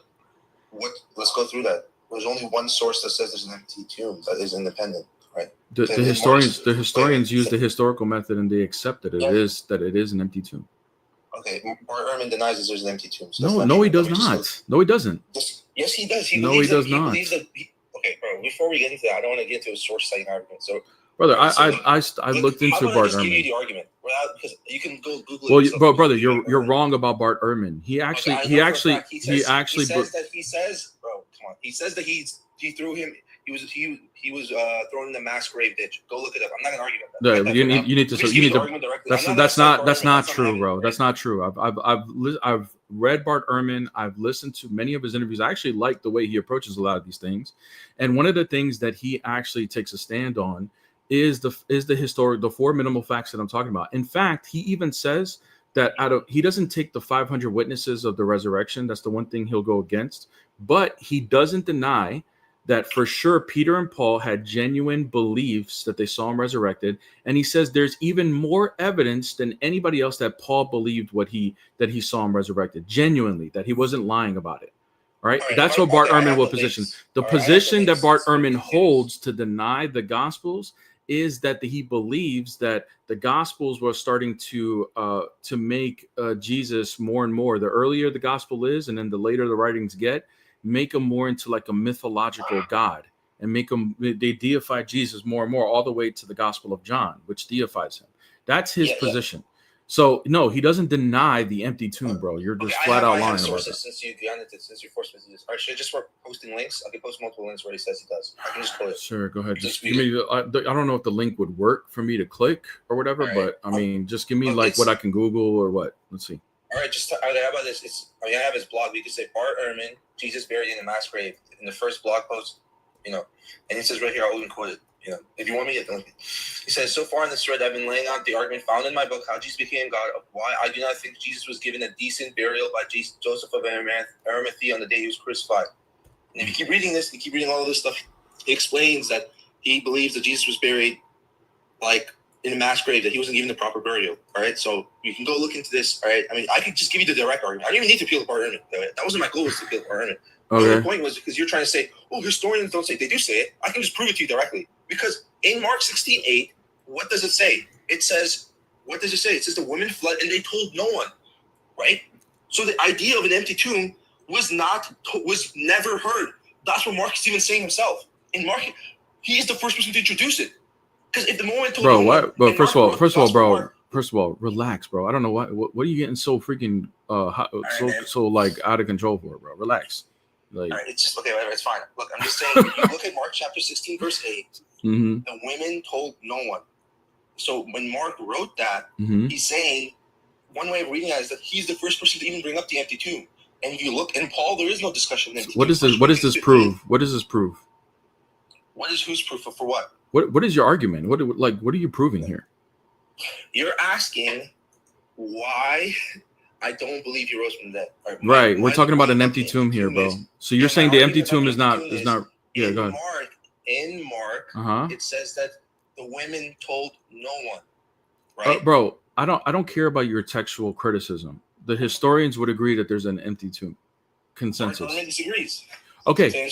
So you said you don't even need to appeal to Bart Ehrman. What's the consensus? What's you brought up Bart Ehrman, not me. What's the consensus? Do they believe there's an empty tomb or not? No, I don't agree there's a consensus. Let me just be clear. Oh my God, this is what's going on. I'm giving you a direct argument. Bro, here's the thing. Here's what's going on. The thing is, you thought that you were going to be able to bring this argument using textual criticism. That's where you're comfortable. You're uncomfortable addressing the empty tomb because you don't really have much. You're just saying Bart Ehrman talks about some burial process. That's it. That's all you have. So if you want, you can go find arguments against that and then come back. Just say, I don't really have an argument for this. I'm more of a textual critic, and then you can come back. What are you saying? Okay, I'm going to be explicit, okay? The only source of an empty tomb in the Gospels that is reliable. Bro, yeah, so what? Mark. So, bro, even if I grant that to you, so what? The historians as a consensus agree that there was an empty tomb. Okay, so watch this. I'm not bringing up. You're not addressing my argument. You're just. I don't need to. You're just appealing to authority, right? Right. Fine, just admit it. As far as the history, because we're talking about historical evidence. That's what you brought up. You said. See, here's the thing. You're interpreting history. So here's the thing. You brought up the argument of historical evidence. When you're going to historical evidence, then we would need to appeal to the authorities of historical evidence. You are not an authority to historical evidence. You can interpret history however you want. You're not a historian. So you're an idiot. You're an idiot for saying I'm appealing to authority. You brought the argument of history, not me. Yeah, history. So there you go. So bro, so if I bring an argument of science, can you appeal to scientists to refute me? Can you appeal to scientists to refute me? That's an argument from authority. You can do that. I'm just saying. Exactly. Would it be valid though if I say that this science is true, but it's not because a scientist proves it otherwise? Are you appealing to authority by going to the scientist, and I'm not a scientist? Like I said, okay, I'll answer your question, but just before I get, my whole point with this now is this: you're the one who then said to me, "Why are you bringing up Bart Ehrman?" My point is, you're the one appealing to authority. Now we have to get into this argument about what does the well, you're interpreting historical evidence in a certain way, and you're not an authority to that, are you? Okay, so is Bart Ehrman an authority? I can name other people. You want me to name other people? John Dominic Croissant. I can start naming most. We're talking about consensus. Yeah. Okay. So you have a number. You have a statistic. So my position, first of all, let's be clear. Well, we could say here's the thing. We could stick with Bart Ehrman, right? Bart Ehrman does agree that the disciples, especially Peter and Paul, saw him bodily resurrected, or at least they believe that, right? Yes. How do you explain that? He denies the 500. How do you? No worries. How do you explain that they genuinely saw him resurrected? I mean, well, same thing as he says. No, he says that he appeals to mystery. It was visions. Yes, it was visions. What's the issue? Oh, visions. Visions. Okay, yes, so like when you say visions, you mean like a hallucination? Yes. Not possible. Why not possible? Because the only way a hallucination would actually go. By the way, there's been no recorded multiple, like when we're talking about hallucinations, to have multiple people have the same exact hallucination. There's never been anything in recorded history that's ever happened. However, it is possible. The only way that's possible for multiple people to have the same hallucination is if they're grieving for a person that they love. Now, this would fit the disciples that walk with Jesus, but Paul wasn't grieving. He was an enemy of Christ. So for him to have the hallucination also would actually not fit how that would work psychologically. Therefore, the hallucination theory is not possible. All right, great. So look, let's get to Paul, because Paul is the easiest. Okay, so what did Paul see? And I'm not even talking about Acts. Okay, according to who you're appealing to, Bart Ehrman believes that he genuinely saw Jesus. Okay, let's be clear. What he and I would have to, what we agree is that he heard a voice. He saw. What does it mean? But it's not clear what it means that he saw Jesus. Let me explain to you. You believe that okay, we both agree that an angel, the Muhammad claimed an angel spoke to him, right? The what? We both agree, whether it's true or not. I'm saying Muhammad claimed that an angel spoke to him. I'm not saying this happened. Oh, okay. Yeah, I mean that's the claim. That's the claim. That's the claim. Yeah, that's the claim, right? That's the claim, right? Right. It seems like something did happen to him, right? I mean, I do believe something happened. Hallucination, right? Mm-hmm. With Muhammad, right? Yeah. Okay, great. So Paul is just like Muhammad. It's the same exact thing. No, it's not. He was walking one day. A voice was happening, and he heard it. What's the difference? What does that even possible? The difference is there are people that were qualified to identify whether that was Jesus or not. That agreed that he saw Jesus. Where Muhammad doesn't. Where Muhammad got. Hold on, bro. Bro. What are you talking about? That's not in the Bible.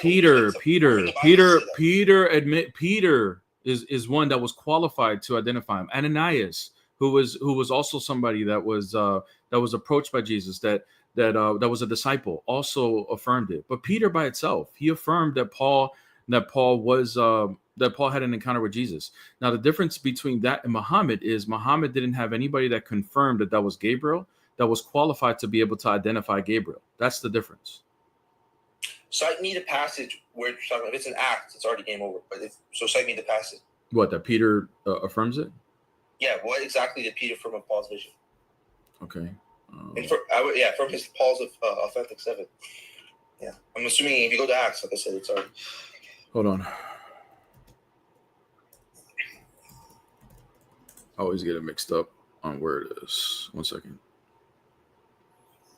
2 Peter chapter 3, verse 15 and 16. Yeah, 2 Peter is a super graphic. Okay, great. So not historical. Nice try. What are you talking about? See, so bro, you wanted a source, right? You wanted a source. We're doing an internal critique, right? Are we not? No. Wait. Let's be clear. Okay. Here's what I'm doing. I know what Yeah. you're doing. I'm saying, Mhm. let's go through the actual historical evidence. Uh-huh. You asked me why don't I believe, right? So I'm Yeah. not going to assume Christianity is true. That's not, you asked me why I don't believe, right? So this is my position, not your position, right? Okay. Right. So I'm explaining to you. Everyone agrees. 2 Peter, pseudepigraphic. So why would you? No, nobody. Not everybody agrees to that. That's actually You want false. to talk about real consensus? Even a lot of you. Okay, I'm not going to. Yeah, no. I mean, that's not true at all. You would need to. There's no evidence of it at all, and everything that you're bringing, there is no evidence. The only evidence that you would bring of 2 Peter is because of different style of writing, but that could just be attributed to a scribe, which most of these people were using scribes, especially when they're in prison. So yeah, nice try, but that doesn't mean that it wasn't written by Peter. It was affirmed by the church, and the church doesn't have any. It actually has a track record of being able to spot out forgeries. And they have track record as well of affirming writings that were anonymous without having to substantiate any authorship and still accept it in the canon. So being that 2 Peter was still accepted, they don't have any reason to lie. That means they have every reason to believe that it was actually Peter. And by the way, it was debated by the church at first. It was debated by the church. But anyways, nonetheless, 2 Peter, according to 2 Peter affirms it, but even Bart Ehrman believes that Peter, even Bart Ehrman would, who you are appealing to, right, from the beginning, even Bart Ehrman would agree that Peter saw him resurrected and would affirm what Paul saw as well. No, but me and Bart Ehrman would agree is that both of them separately had a vision, right? That's all we would agree to. No one's going to agree to any detail. The problem is me and Bart Ehrman are not going to agree to some story. It's not in any of the letters of Paul, right? Where Paul says, yeah, I saw Jesus and Peter was next to me and Peter saw him and we both agreed, oh, this is Jesus. That's not what happened, actually. Okay, actually, Paul says, for example, he says that he gets his gospel directly from Jesus, right? And he actually even criticizes Peter for that. So him and Peter weren't even getting along, right? If you actually read the letters.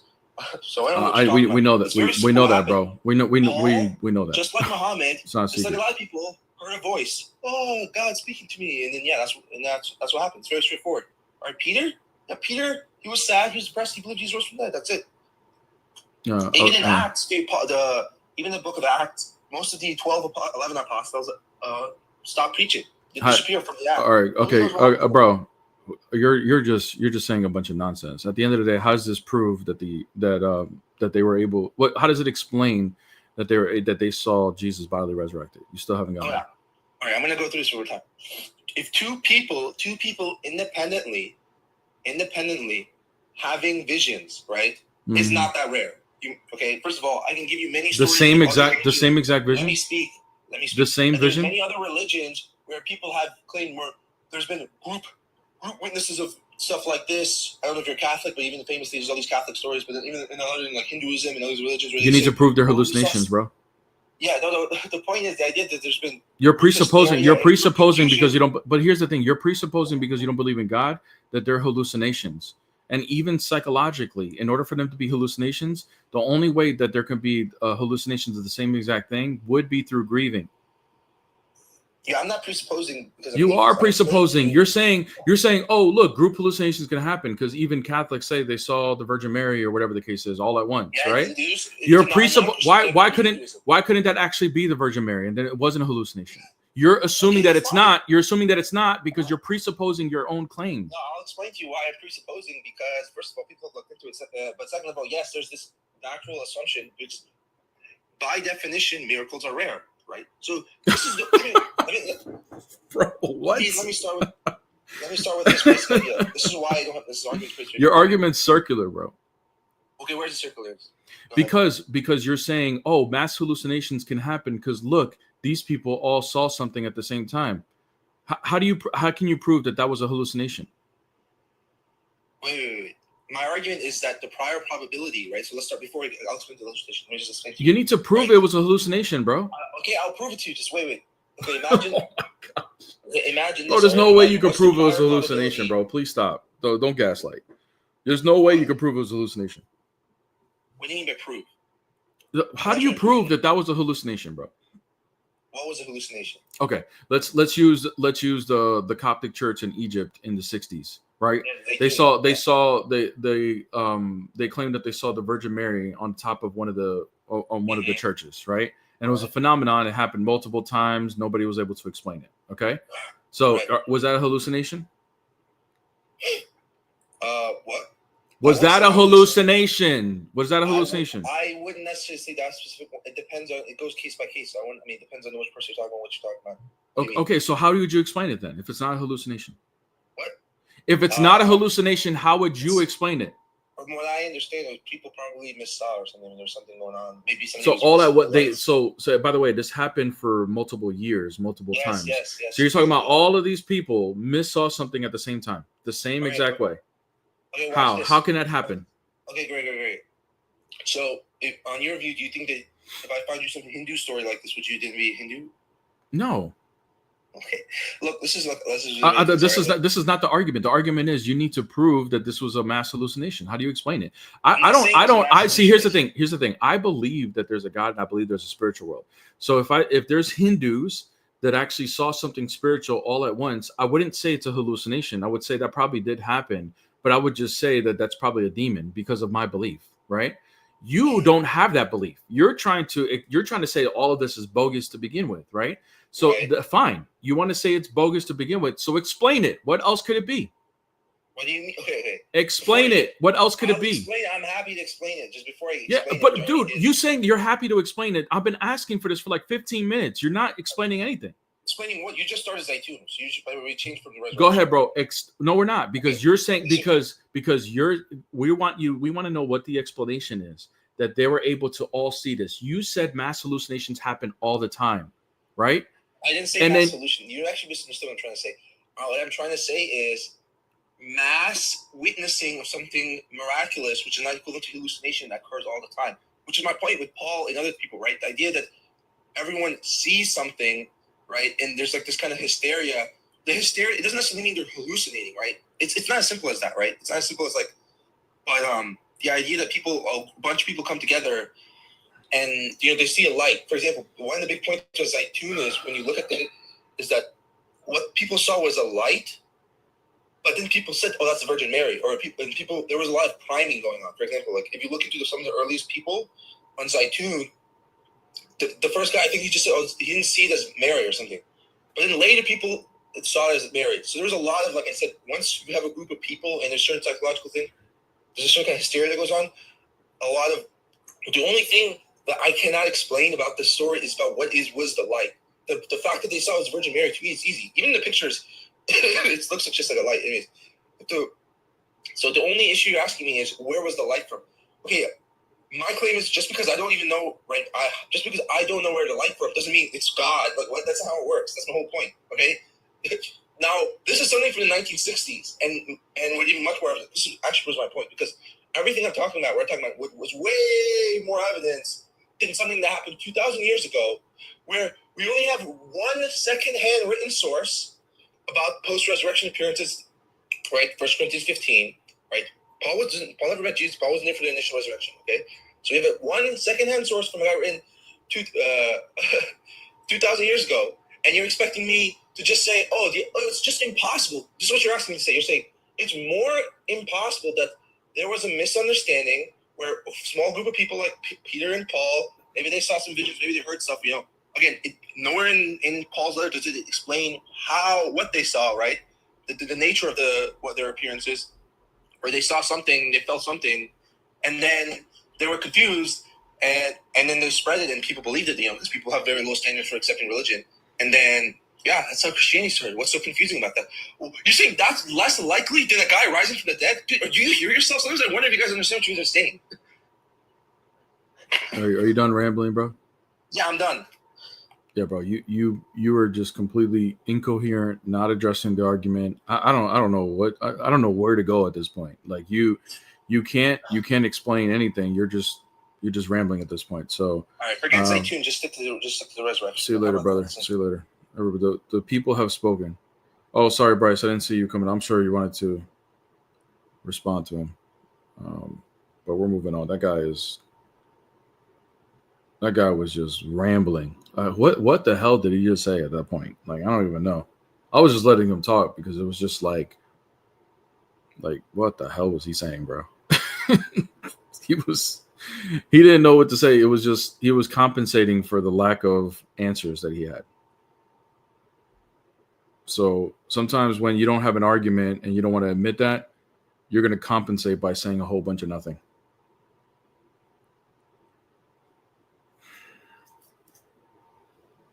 Compensate by a whole bunch of nothing. Mr. President, you keep requesting up, and I keep accepting you, but you drop, or I don't know what's going on. Yeah. Hello. Hey. Yeah. Hi. I agree with the guy previous. He made a lot of sense. But let me ask you a question. Jesus, is he a Christian told me that he's a moral person and he's very positive, right? He's very positive. Mm-hmm. But in the Old Testament, you believe Jesus is God, right? Yeah. So when Jesus told the people in Kings to destroy donkeys, babies, and everything, yeah, how is that being like the good Jesus, the positive Jesus? How do you define good and bad? When Jesus if you destroying babies and donkeys and everything that's moving, that's like a genocide. Jesus committed genocide. Oh, don't use that word, bro. TikTok. Don't use that word, bro. Please. Jesus commit mass just say G. Yeah. All right, you can do that too. Yeah. So what's your standard of good and evil? My standard of good and evil, if somebody do something to people who are not guilty of a crime, I think that's to be evil. For example, if my father did something and you came, my great grandfather did something and you came and unalived me for it, that would be considered evil in my eyes. That was just not me.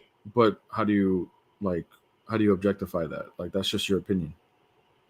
No, I'll objectify it because evil to me is if you do not do something and somebody blame you. It's like me going around and unaliving. Yeah, but how do you I understand what you're saying is I understand what you're brother, I know. Listen, bro, before you go on a tangent, I understand what you're saying is evil, but how do you substantiate that? How do you say that that's true? Because the person is innocent, and I'm using reasoning. I hear you, bro. I hear you. I substantiate it by saying my reason. No worries. But so you're saying that if another human has a reason that goes against your reason, then that's true too? No, it's only true. Like, for example, So let me give you an example. Let me give you a hypothetical, and then you tell me how we determine who's right and wrong. Okay. So let's go with your reasoning. You said that if your dad did something wrong, right, and then that you get unalived for it, your reasoning is you're not guilty of it, therefore that's wrong. Okay. But but if you were in Miami in the 80s, right, and you were if you were working for the Colombian cartel, if you stole from them and they couldn't get a hold of you, even if they did, actually, they would unalive your whole family, including babies. And then their reasoning behind it is that we're going to make a lesson out of you and your family so that nobody ever does it again. That's their reasoning. They think that's good. Who's right and wrong? I'll be right. They'll be wrong because that's why they're evil gang. They believe that what they did is right and perfectly. How do you disprove that that's wrong? They don't believe that. They just do it because it was necessary for their agenda. Right, which they believe is good because their agenda is good in their eyes. No, most gangsters and men who commit unaliving, they don't necessarily believe that it's good. You'd have to get a quote. They do.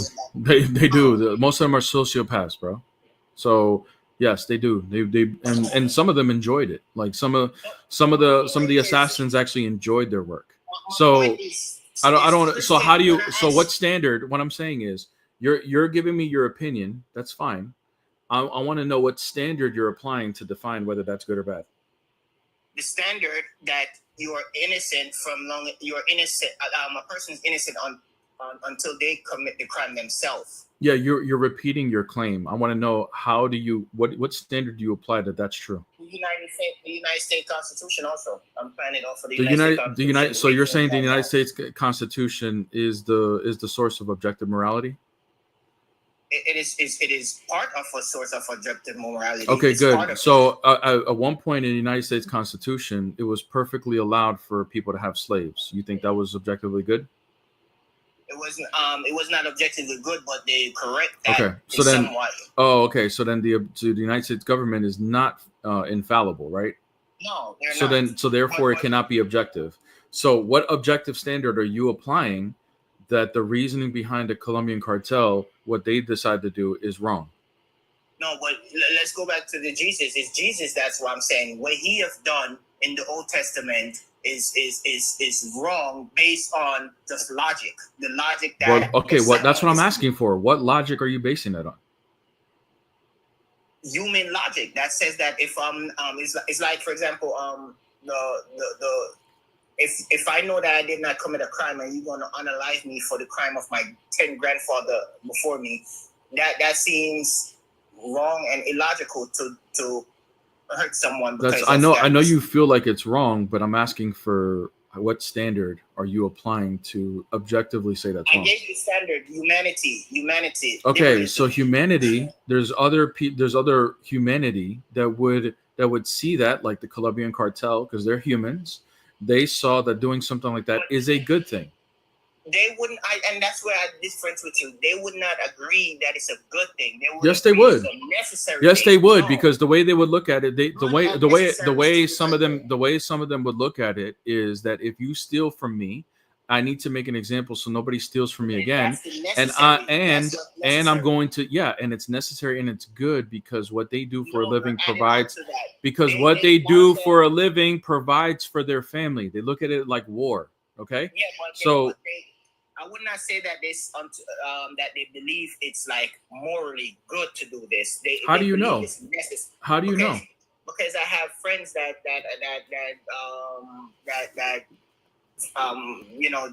is not, that does crime and they don't. So what? So what? How do you know? How do you know that there weren't people within the Colombian cartel that are sociopaths or even psychopaths that actually enjoy doing it? Well, even if that was the case, that's why they're sociopath and psychopath. Exactly. So you can't base your objective morality on humanity, bro. That's my point. No, humanity can be wrong, but what I'm saying is okay. So if it can't be wrong, then you can't use it as a standard. No, what is the objective standard? As a human race, brother, Mr. President. Here's that. Let me clarify even more. Because something, a universal standard. Hold on, bro. Hold on. A universal standard. A universal standard would be something like 1 + 1 = 2. That's never going to not equal 2, no matter what people think about it. Right? That's 1 + 1 = 2. That's a universal standard. It's objective. Would you agree with that? Yes. Okay.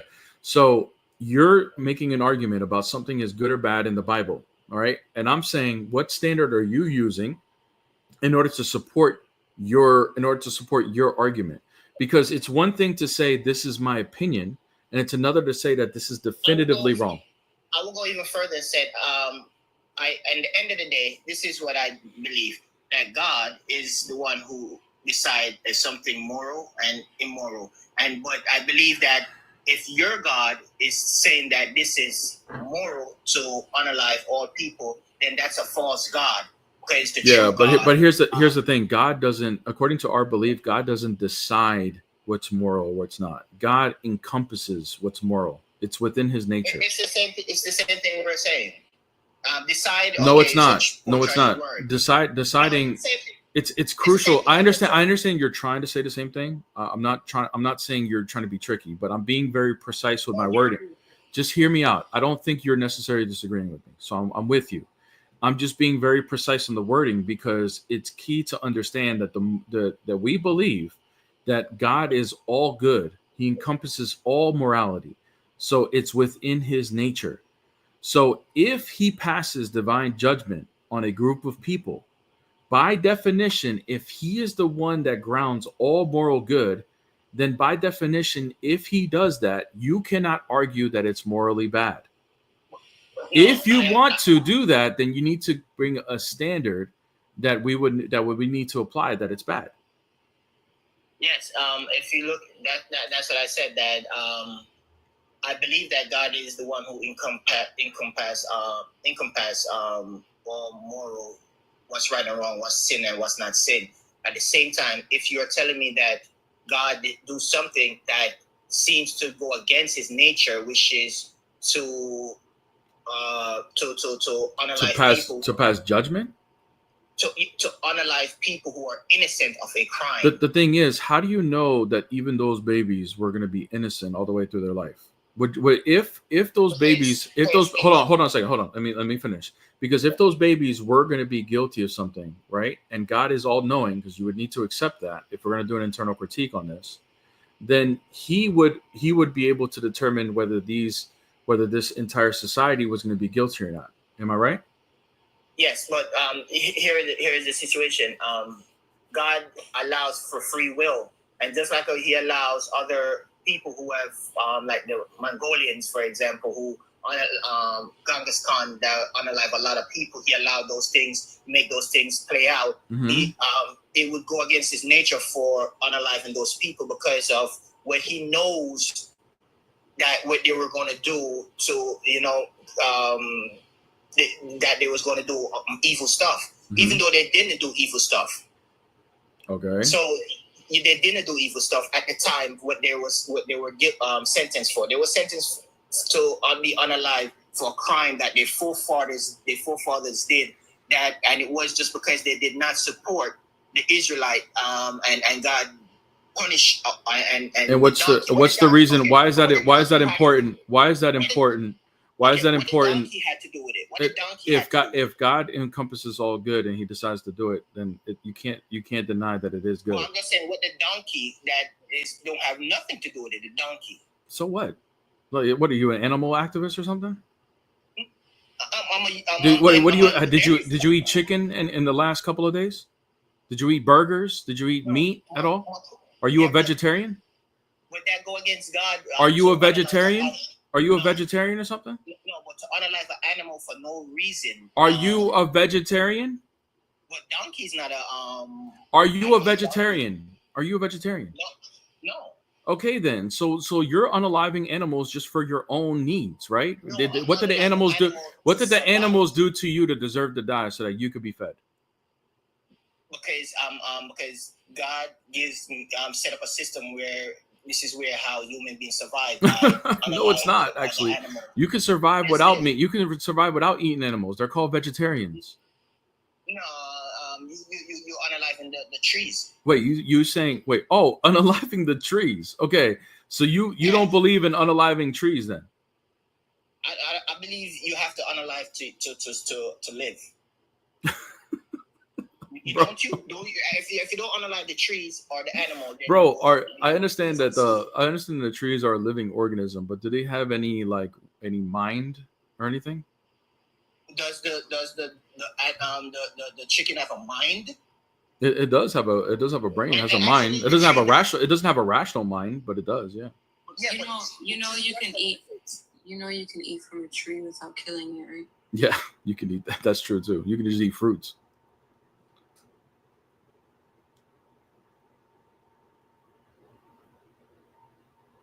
Is Rumi a Christian again? For real? Oh my gosh.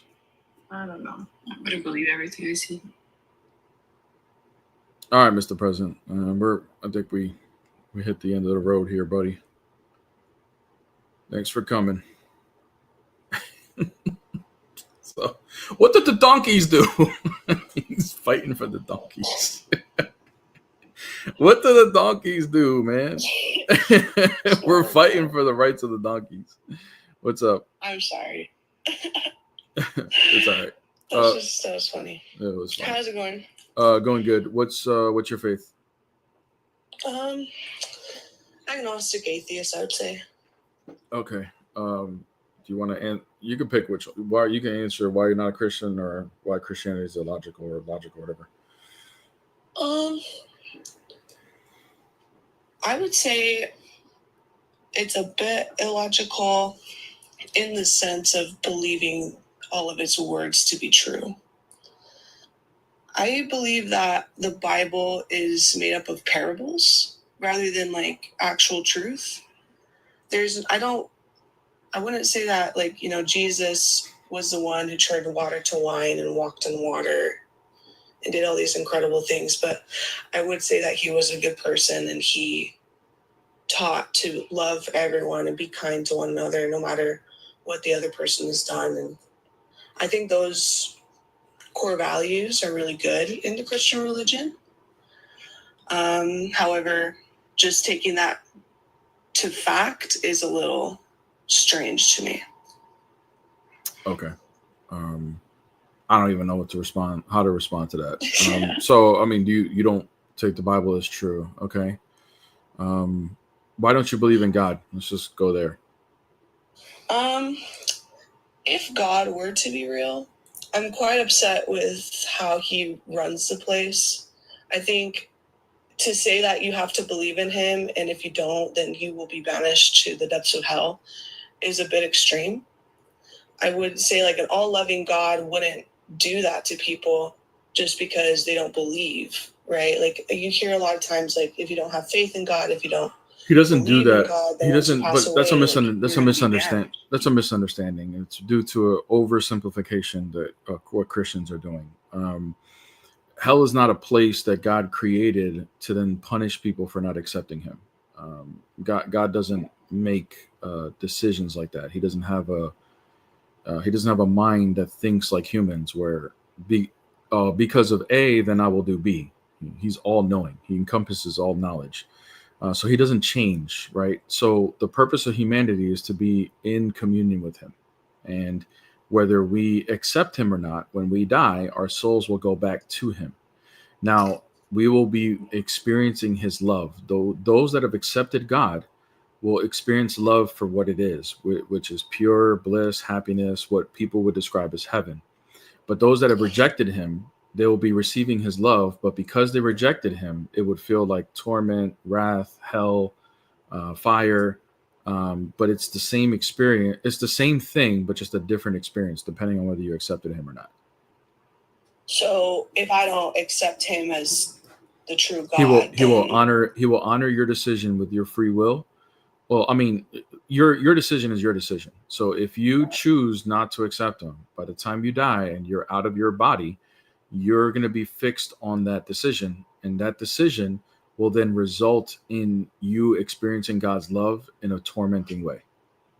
So you say he's all-knowing, so he knows that these people will do these things, and he knows what it will take for people to believe in him, but decides to just allow us to do whatever and then punish us in the end. No, it's not that he first of all, him being all knowing is not like a cause. Like just because he knows what we're going to do doesn't mean it causes what we're going to do. But having a freedom of either accepting or rejecting him is necessary in order for him to have a creation that would have actualized love with him. So it's something that is necessary to have the freedom, meaning that if he gives us the freedom to accept him, we also have the freedom to reject him. Otherwise, it's not true freedom. So if you freely choose to reject him, that's your choice. That's on you. Now, whether you had enough reasons to accept them or not, or whether you're genuinely not sure, or there's circumstances in your life that prevented you from seeing the whole truth, that's going to be, I don't know what will happen to that person. That's going to be completely dependent on God and how he judges that. So I don't know, but if you are given enough evidence of it, and you still reject them, then it's going to be a bad experience. Okay. Yeah. Yeah, I think it's just hard to believe that there even is a God. Like, we have over, 100,000 different gods on this planet. And it's a little bit difficult for people to argue that a God is real, right? Because, there is no substantial evidence of it existing or not existing. And so it's hard to even debate something that no one can really prove. Well, so I think that's why it's hard for people to. Well, if you're looking for like absolute proof, like there's really not much absolute proof of anything, or or most things that we derive to being true or not is based on probability or some sort of inference, right? But we do have enough evidence to have the probability that there is a God. Like for example, like abstract concepts like mathematics, right? You would agree that mathematics exists, right? These concepts exist. Yeah, the concepts of theory. Yeah. Okay, so if the concepts exist, where right now, as far as what we can observe, where do these concepts exist? They're not physical things; they're abstract. So where do they exist? I'm not sure. So the answer would be it exists in our minds. Would you disagree with that? No, I wouldn't disagree. Okay. So as far as what we can observe, these concepts of mathematics that are universal, right? And we know they're universal because, there's no possible scenario that 1 + 1 would not equal 2, right?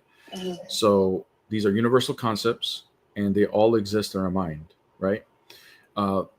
Now, I'm not talking about the terminology of the number 2, but the term that we're using, number 2, what we're referencing is a value that is universal, right? The number, the quantity 2, right?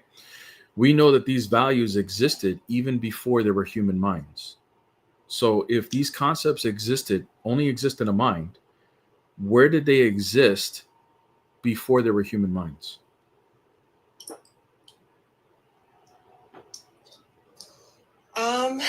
Mathematics specifically is, how would I even describe this?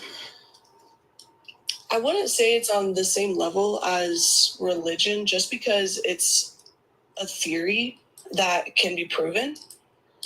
So based if on it's like proven, a formula, if it could be proven, it's not something to be true. If it's proven, through the formula. if it could be proven, it's So- not a theory by definition. But I'm just my Then question. yeah, it wouldn't even be the mathematical theory ends up Mathematical being theory. factual because of the results. Okay. So the number 2, the value of 2, did that exist before there were human minds?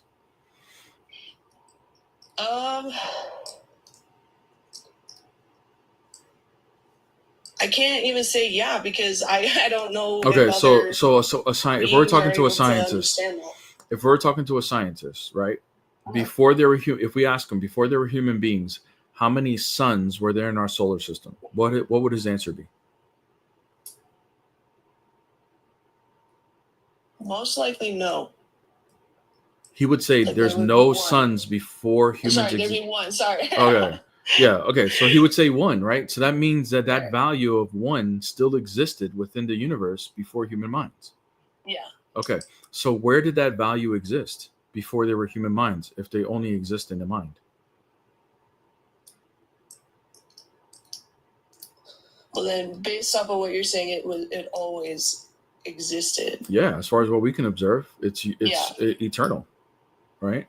But they exist in the mind because it's abstract, it's not physical. So where did they exist before there were human minds? Because as far as we can tell, human minds are the only minds on this earth. Not that animals don't have brains, right? But they don't have a rational thinking to understand concepts like that, abstract concepts. So human beings are the only ones that we know of. We know that this planet still existed before there were human beings. We know there was a solar system. We know there was one sun. So we know that value that grounds all reality, that helps ground all reality, existed. But if it only exists in a mind, what mind did it exist in? And if it doesn't only exist in a mind, someone needs to demonstrate how it doesn't, right? And that's not possible because nobody's done it. So my argument is that the best possible explanation would be it existed in an eternal mind, something that's outside of creation. Okay. I have a rebuttal for that then.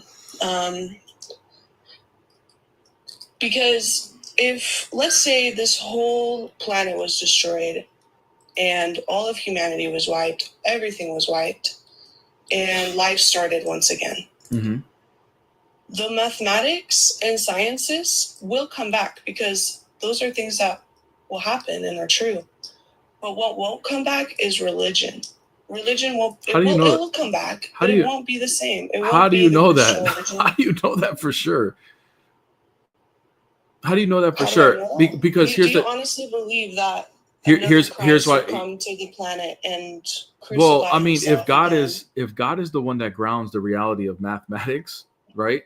Then that means that God is true. And if that God is true, and if he's the God of Christianity or and whatever religion you want to point to, right? If he's the God of whatever religion you want to say is true, then that religion would come back. What are you talking about? No, it won't. Okay. It won't. It All won't right. be the same. Well, It won't be thanks for Christian coming. because Thanks for coming. Like now we're just going into whataboutisms. Like, what the hell? That just took a way left turn. Like she was tracking. It was going along. Okay, I could see that. And then it got into some weird scenario that she just pulled out of her ass. So whatever. Oh man. Anyways, I don't know, guys. I don't have any more guests in the box. I got things I gotta do. Peace, are you gonna go live? I plan to. I haven't picked the time yet. What time do you pick? Probably soon. Do you have a time or no? No, I don't have a time yet, but I'm gonna try to go live soon. Okay, cool. I'll take another guess if somebody comes, but if it dies down here, in the meantime, look, I want to talk to you guys about the Patreon. Okay, the Patreon, right? We just dropped like this content. Like I was dropping, I worked on it during the day yesterday, then I finished it late last night, and it's dealing with the problem of evil, all right, and just like the way it's laid out and the way I format it, like basically I put all of my thinking on how I want to do this and how I want to learn, and then it gets formatted in the simplest way possible that helps me learn, right? And then hopefully it helps you learn, because I don't know about you guys, like sometimes reading some of these books, to me my mind goes all over the place. Like my mind thinks a little bit differently. But some of you guys might enjoy it. That's why I give you guys the books, right? But for me to sit there and read these books of these very, very deep concepts it's not easy for me to do. Okay, that's just me. Okay, and I'm assuming there's a lot of other people like that too. Okay, so what I do at the Patreon is I get these complex things and then I get them simplified for me, right? And then I study it from there. Okay, so the way that's being like the way it's being laid out with everything, and then I just kind of put together like my thoughts and how I learn it, right? So that you guys can learn along with me, right? And I'm just sharing it with you guys, okay? So that's what the Patreon is doing. So if you guys are like me, that need things simplified, like not dumbed down, but like just broken up in simple ways and categories to be able to help you learn like I do, the Patreon's for you. And we're going into the problem of evil, the argument that people have, atheists have against Christians. And man, I tell you what, like it's so good. Okay. But if you're a tier 3 member and up, if you prefer to read the books and stuff like that, I give you the book for free. Okay. So it's Saint Maximus the Confessor. All right. On his cosmology, which is Christ-centered. But if you guys enjoy that, that's for you. Okay. But if you're like me, if you guys are like me at all, the Patreon's got some good stuff right now that is really, really going to help you guys out. And look, not everybody's here to debate this stuff or defend it, right? But even if you're not debating these things, it's important for you to understand how to look at evil. Why? The problem of evil is probably the number one reason why people become atheists and deny God. It is the number one reason. Like I don't have a statistic for that, but I just know from doing apologetics, sometimes you get a feel for a statistic, even though you can't prove it numerically. You get a feel for a statistic when you're in the field, like in apologetics all the time. You're dealing with people on a daily basis that have denied God for whatever reason. The number one reason, from my estimation, is the problem of looking at the problem of evil, right? They don't understand it on the biblical perspective. And by the way, most Christians don't understand it. So most Christians just have faith and say, I believe in God, therefore I don't have a problem with evil, until something happens in your life. And now you have a problem with evil, right? Now you're looking at God crazy. Like, why would you allow these things to happen? And it was all stemmed from a faith you were building off a false pretense or a misunderstanding as to how to even look at the world to begin with. So it is crucial, even if you're not debating these things, for you as a Christian, a follower of Christ, to have a healthy paradigm on how to look at the problem of evil, so that when things hit your life, because here's an alert for all the Christians, even when you follow Christ, bad things are going to happen. Terrible things are going to happen to you. It can still happen. Okay? It could still happen to you. The key to your faith is not having faith in Jesus when everything is going good. The key to your faith is to still believe in Jesus, even when everything falls apart and you have no reason to believe in Jesus. That is the key to your faith. And the way to actually have your faith grounded and built on solid rock is having a healthy paradigm as to what it means, that how this world was created through Christ, and looking at evil a certain way. Okay. So this Patreon, even though it's giving you arguments, it's doing this and that, it's really not like, if you're not a debater, it's still for you. Because whether you realize it or not, I used to say this early on when I first started my journey here. Even if you're not a debater on the internet, you're a debater no matter what. Because the number one person you're going to debate is yourself, whether you're on the internet debating other people or not.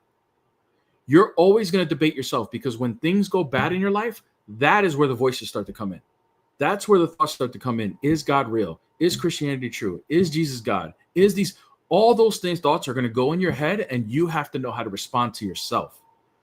But if you don't have the answers, if you have an unhealthy paradigm to it, you're going to fold. You're going to defeat yourself.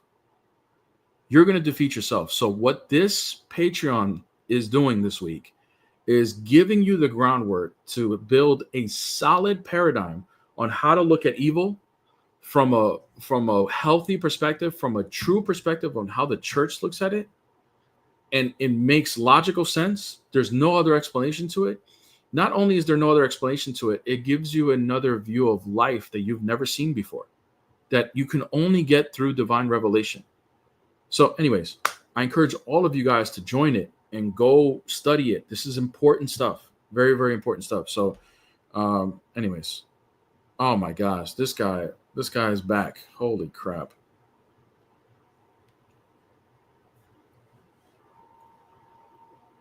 What's up, bro? Did you bring your friend too? No, I hope the conversation this time is good. You're breaking up, bro. Is it me or is he breaking up, guys?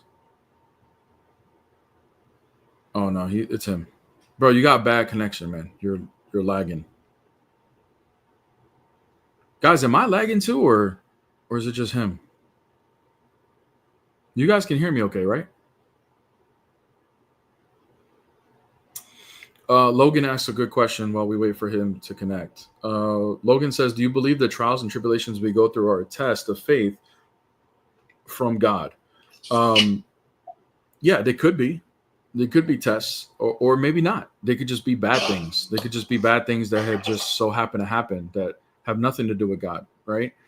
Look, at the end of the day, everything is going to test your faith, whether it comes from God or not, right? So it's not whether to discern whether it comes from God or not. I mean, that's good to know if you can, but all trials and tribulations are going to test your faith, whether they come from God or not, right?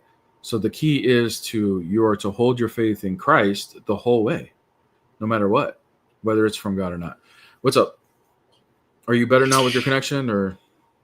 Is it coming through better? Am I still patching out? No, you're not patching out now. You're good. Oh, okay.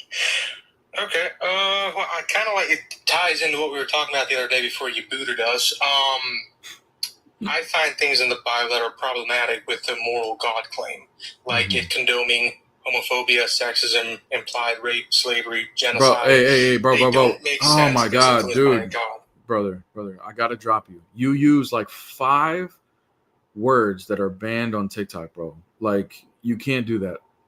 You can't, bro. Like, I work like, you can't expect me to keep you up here if you're not going to abide by that. I'm going to let you up again, but you need to understand that the R word, the G word, all of these things, like, you need to watch what you say, bro. Yeah, the TikTok terminology is a little weird, but That's basically my point, though. And you can say these things are wrong without a God. You can have morals without a God. They don't make sense if this book was influenced by a moral being. Okay, how do you substantiate morality? Well, to begin with, it starts with an acknowledgement of external morality. From there, you can get to other individuals, and then human rights. So empathy? Empathy is a little bit farther down. Empathy would be after you acknowledging that there's other humans, but yeah, empathy would play into it. So, is that the standard you're using?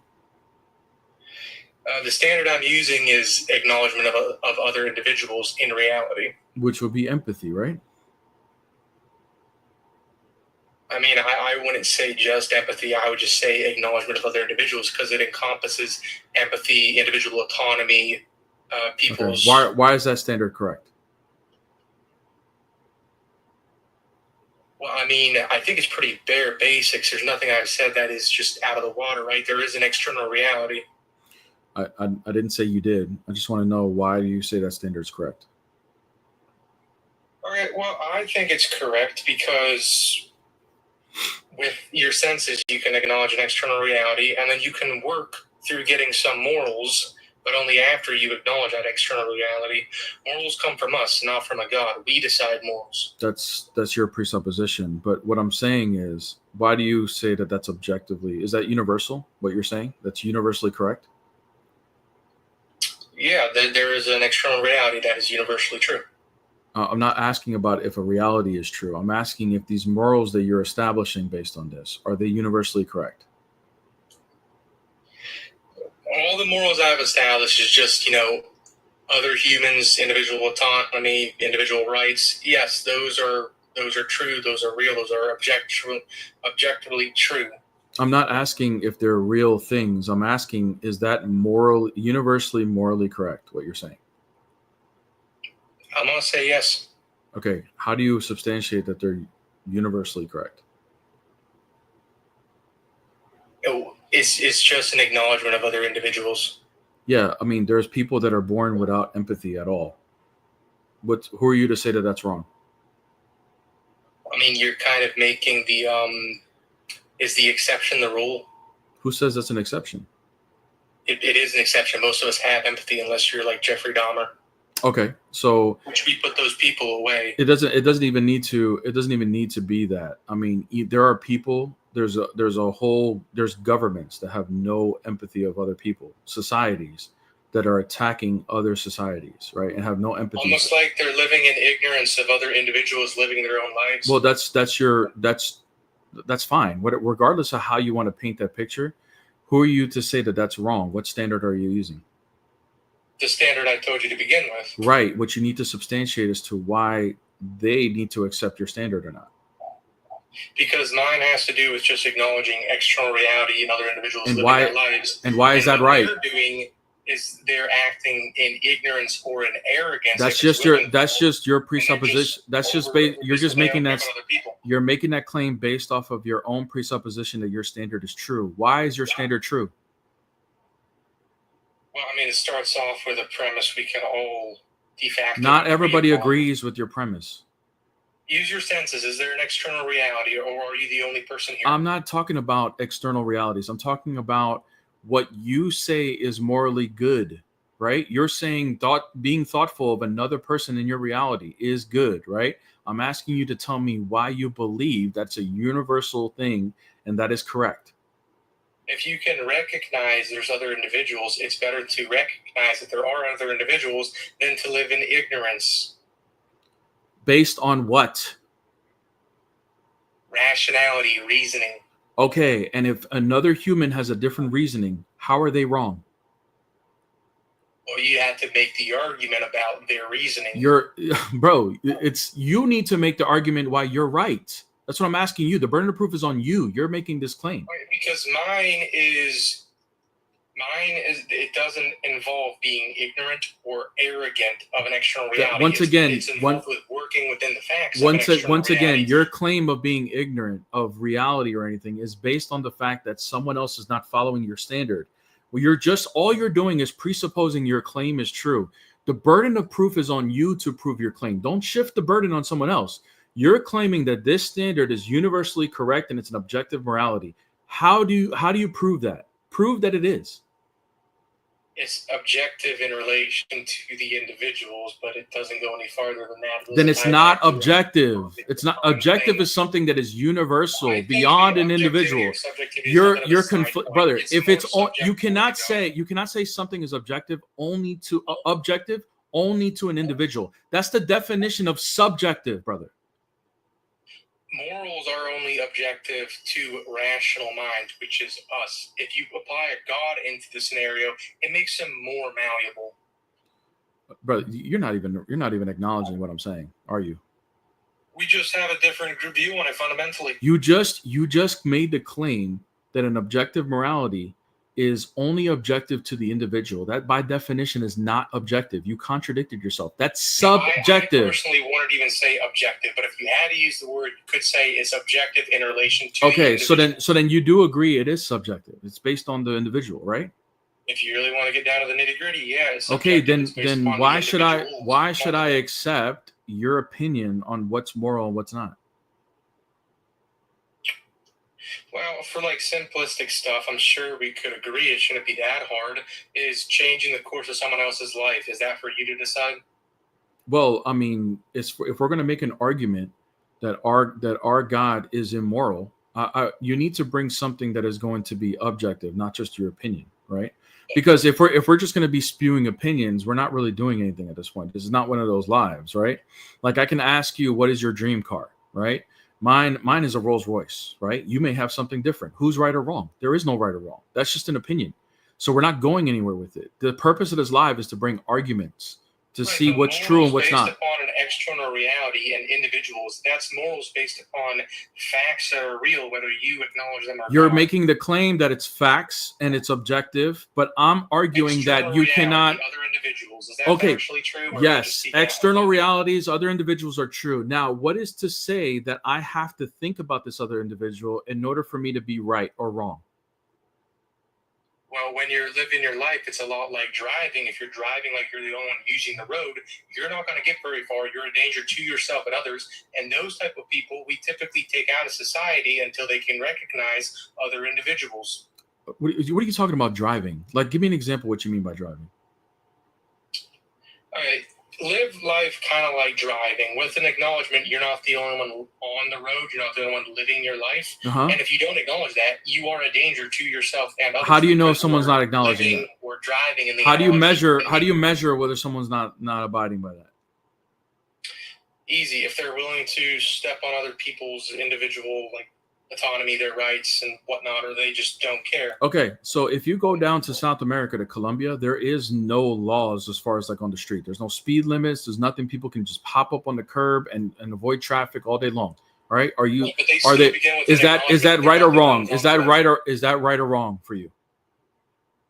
This is past a clarifying point. They don't drive like they're the only ones on the road. They acknowledge that they're sharing the road. Not everybody. The people will actually even here in the United States, people will cut people off, will put their priorities first above somebody else just to make sure they can get through traffic. What are you talking about, bro?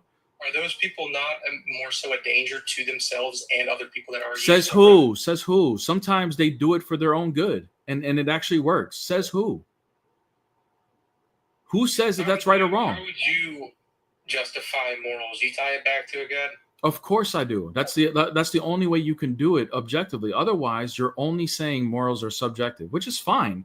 If you're going to say that morals, you don't believe in objective morality, all morals are subjective. If that's your position, you can hold that position if you choose. You would have to if you don't believe in a God. But then my response. Hold on a second. But if you do hold that position, my response would be that you cannot make an argument based on moralities of God because you don't have anything that's objective to stand on. I stated the things that I believe are objective enough. That's just your opinion. De facto true and accepted. That's just your opinion, bro. Exclusive, elusive God. It's just your opinion. I don't care about your opinion. Do you see how maybe you saying you bring God into the equation, it can make morals more malleable? it doesn't matter. Like everything as far as like God and how we look at morality, he is the one that encompasses all morality. He's the one that grounds everything. He's the one that grounds all reality. So at the end of the day, like I have something You're not objective. advocating for like some abstract concept of a God. You're advocating for a very, very particular, exclusive, elusive one, right? Mm-hmm. Yes. Okay, well then you're advocating for one God out of like thousands, and that's not even talking about denominations. So it does make it rather pliable, and it also makes it pliable because it's not what you say, it's not what God says about morals, it's what you say God says about morals. You're the middleman, or whoever the person in the religion that's advocating for the God, they're the middleman, they're the stenographer. It's a world away from saying this is objectively what God wants. Yeah, from your perspective, my objective, me making a claim that my God has objective morality would be subjective to you. But I wouldn't go around and start telling you, hey, dude, you're doing things wrong because my Bible says you shouldn't do this when I know you don't believe in the Bible, right? But you're coming to me and saying my God is evil, or my God can't be this, or my God can't be that. And I'm saying, okay, how? Based on our beliefs. And then then you would hold on. I'm not done. Then you're coming into my beliefs and saying God is not good based on my opinion. And I'm saying, why do I need to listen to your opinion?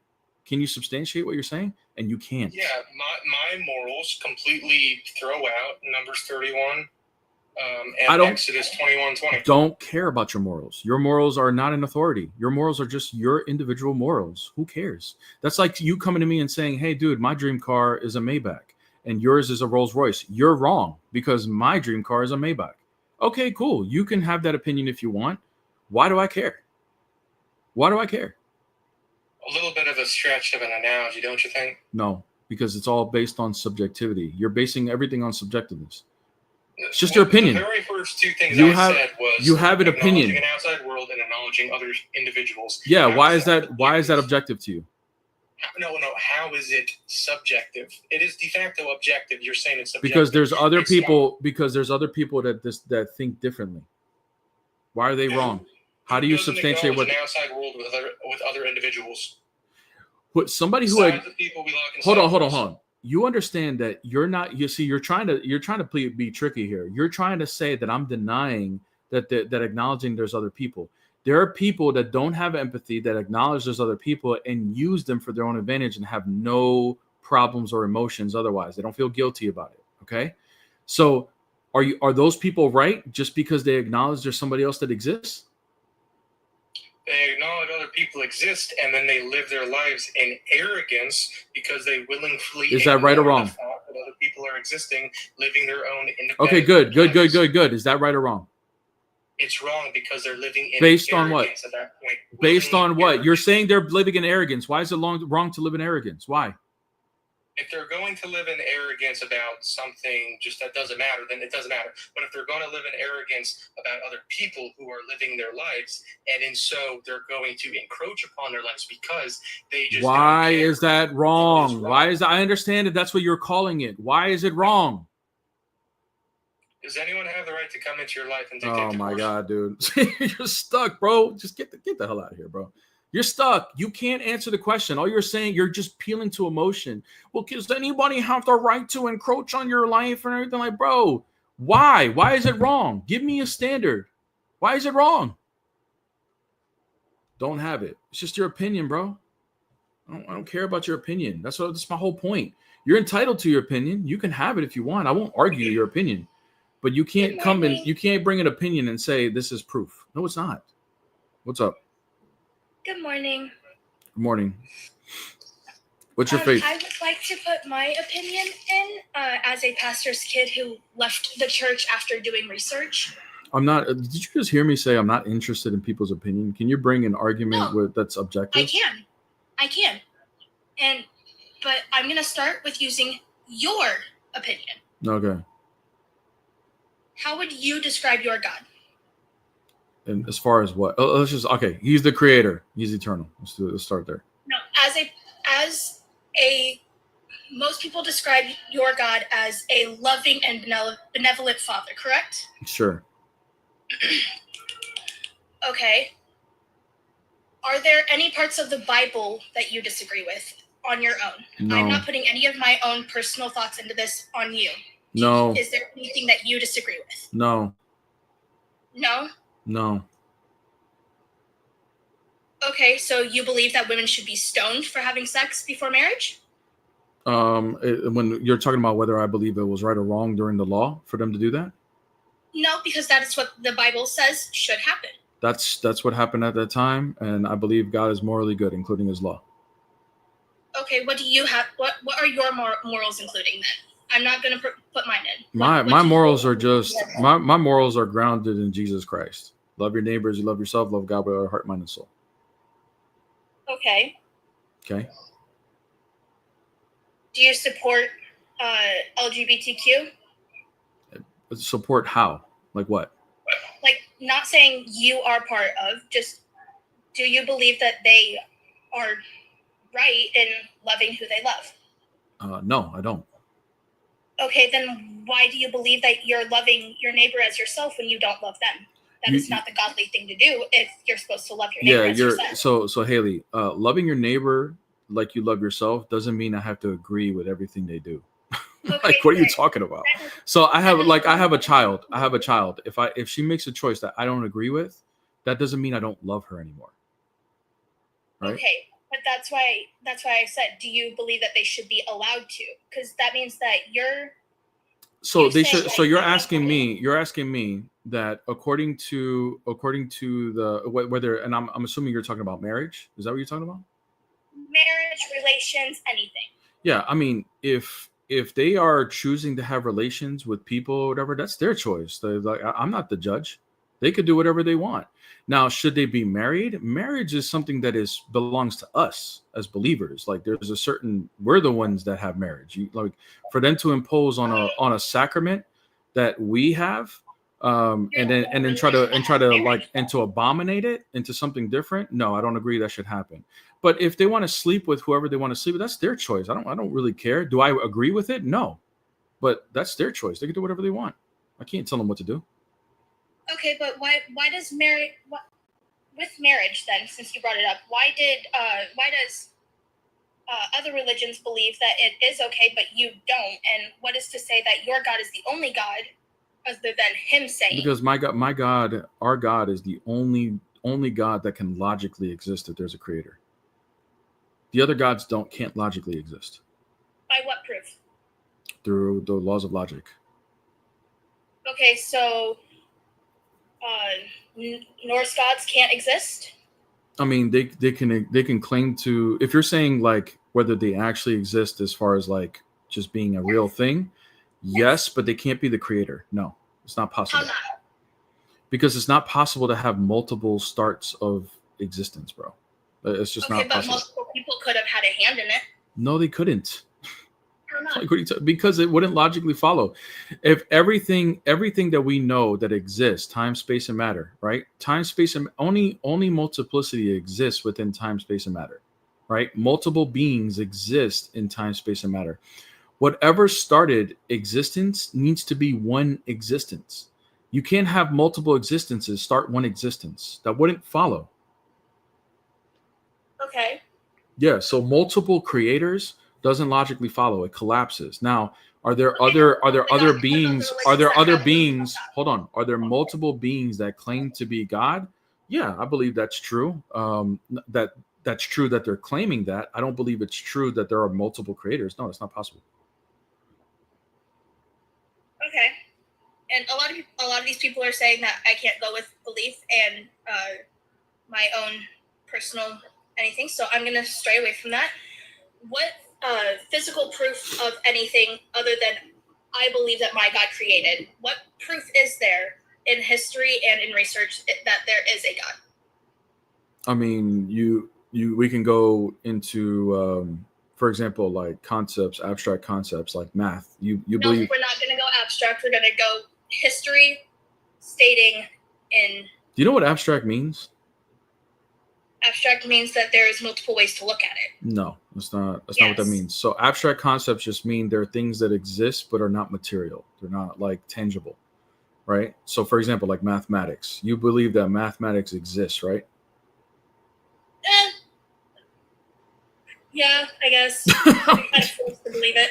I think it's. Like if you deny that mathematics exists, then there's no point in having a conversation. If I cannot see it and there is no proof to it, there is proof to math. Okay. There is no proof to God. Okay, good. So mathematics you do believe exists, right? Because there is proof to it, yes. Okay, good. And where does the concepts of math, where do they exist? You can hold items where if you multiply it, That's those items are not math. You can use math to describe what's going on, but to describe the reality of these things, but they're not math itself. Like the number 2, right? I'm not talking about the word, I'm talking about the concept, the value of 2, the quantity. Where does that concept exist? Someone made up the name for the number. I'm not talking about the term. The term is something that we decided to call it in English, and in other languages is something different, right? But they all mean the same thing. They all have the same value, right? Which is the quantity of 2. Where is that? Yes. Where does that exist? It's the evidential quantity. There is 2 items. Where does that concept exist? 2. Where does that exist? I don't think I'm completely comprehending. All right, no worries. So I'm going to just give you the answer. You tell me if you agree with it or not, okay? So the concept of the number 2 exists in the mind. Would you agree? I mean, yes and no. Okay. If you don't agree, where else can it exist? It's a physical thing. There is 2. No, it's not. The things that are physical are what you're describing, the quantity of those things. But those, like, for example, if there's 2 apples, the physical thing is an apple, not the number 2. But the concept of there's 2 apples, where does that exist? What? Oh my God, dude. Are you like 12 years old or something? Like, I'm 24 actually. Okay. Like you saying that you don't understand what I just said, like you like, what? Like it's like a little kid. Like, okay, what didn't you understand what I said? The concept of 2, where does that exist?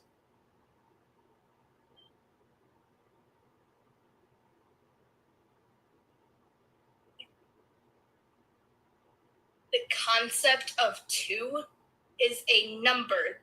The concept is that it's a number that defines the quantity. Yeah. Where does that exist? I suppose the mind. Okay, good. I agree. Can it exist anywhere else other than a mind? I mean, there's no other really way to put it. Okay, good. So you would agree with me. It exists in a mind. Even atheists would agree with this, by the way, Haley. This is not like difficult. Like I'm confused how numbers and math have to do with God, because math You're about to find out. You're about to find out. Okay? So now, if concepts exist in a mind and we can't prove it exists anywhere else, before there were human minds, how many suns were there in the solar system? There's an infinite. Suns in the solar system? In our solar system, how many suns existed? In the solar system, 1. My Thank you. So that means no worries. So there's only 1 sun in our solar system that existed before human minds. That means the quantity of 1 existed. So where did that concept exist before human minds? I mean, it wasn't really a concept before human minds. Yes, it was. Yes, it was. You just proved that it was because there was 1 sun before there were human minds. So where did that concept exist before there was a human mind? It was only 1 before we could put the concept of the name to it. Yeah, I agree that we put the terminology. I agree. Hey, listen. I agree that we give it a semantic. I agree that we give it the semantical value to it, right? Because we use our words to describe it.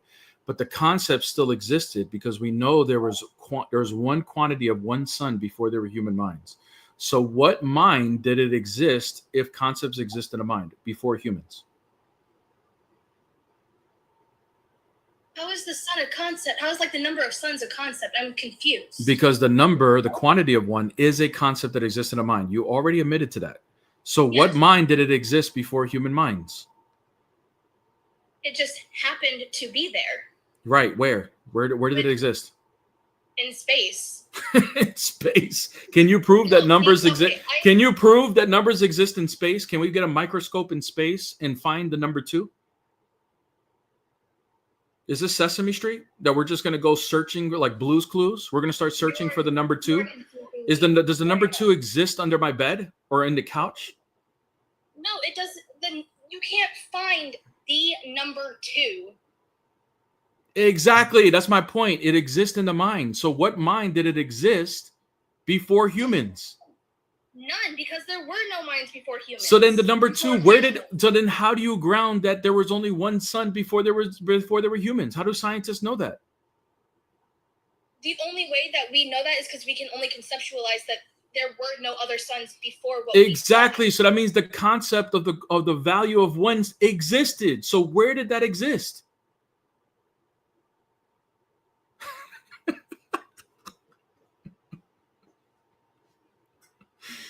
that makes no sense to me. Makes perfect sense, because if it exists in a mind, as far as what we can observe, if the concepts only exist in a mind, then before a human mind, these concepts had to have existed in a mind. And the only explanation that you can give is that it existed in an eternal mind, especially since these concepts existed from the beginning of time. They could have existed, but we put the name to them. We are the ones. There is no there might be some, but no one knows who. No one knows how many. No one knows why. Right. No one knows who. Right. Okay, good. So if no worries, I'll go ahead and I'll grant your possible claim that it could have existed somewhere other than a mind. Okay, where? Now you got to substantiate that. Where could it exist other than a mind? It's a possibility. I'm not a scientific expert. Okay, so if you're saying there's a possibility and you can't prove it, why should we accept it as a possibility? Why should we accept your God as a possibility? Because there's no other explanation for the concepts existing before human minds other than God. That's why. Okay, what if humans are the ones that made the concept? What if humans are the ones that first ones to understand? So then if humans made the concept, how many suns were there before there were humans? No one knows. If there is no possible way to define, prove that nobody knows how many suns. Prove that nobody knows how many suns there were in the solar system before humans. Prove that. Do scientists agree with you? Do scientists agree with you? Please stop interrupting me. How can anyone prove that how many there were before there was anyone to see it? Because we don't have any evidence of any other suns being existent. It probably wouldn't even logically follow scientifically, even though I can't explain that to you.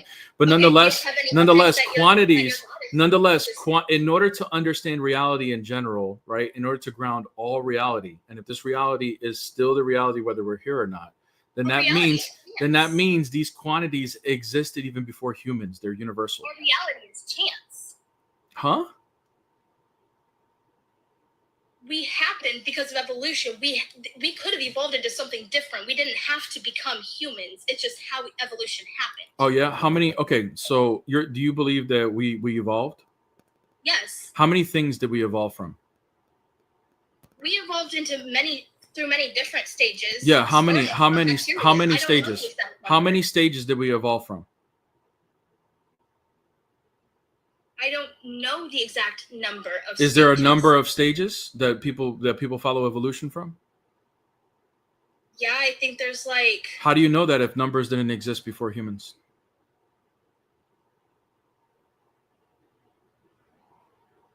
How can you even argue evolution without by saying that quantities didn't exist before humans?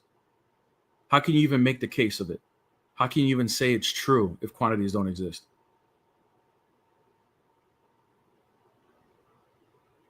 Hello? I should not have smoked before doing this. Exactly. See you later. Bye. Completely lost.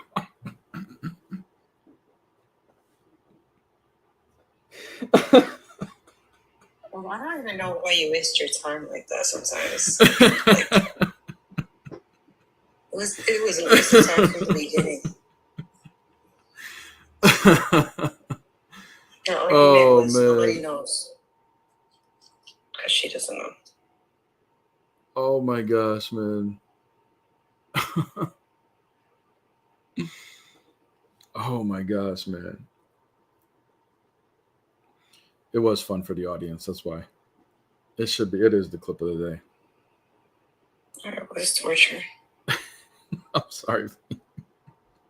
It's not fun when people don't like. Honestly, for me, it's never fun when people are up here and don't actually have arguments because it's a debate platform, and you want to hear somebody actually have a defense, not just, well, I don't know. Well, nobody knows. Okay, so why are you up here? Like, it's, I guess, if it's fun for the audience. Yeah. Are you going live? At some point.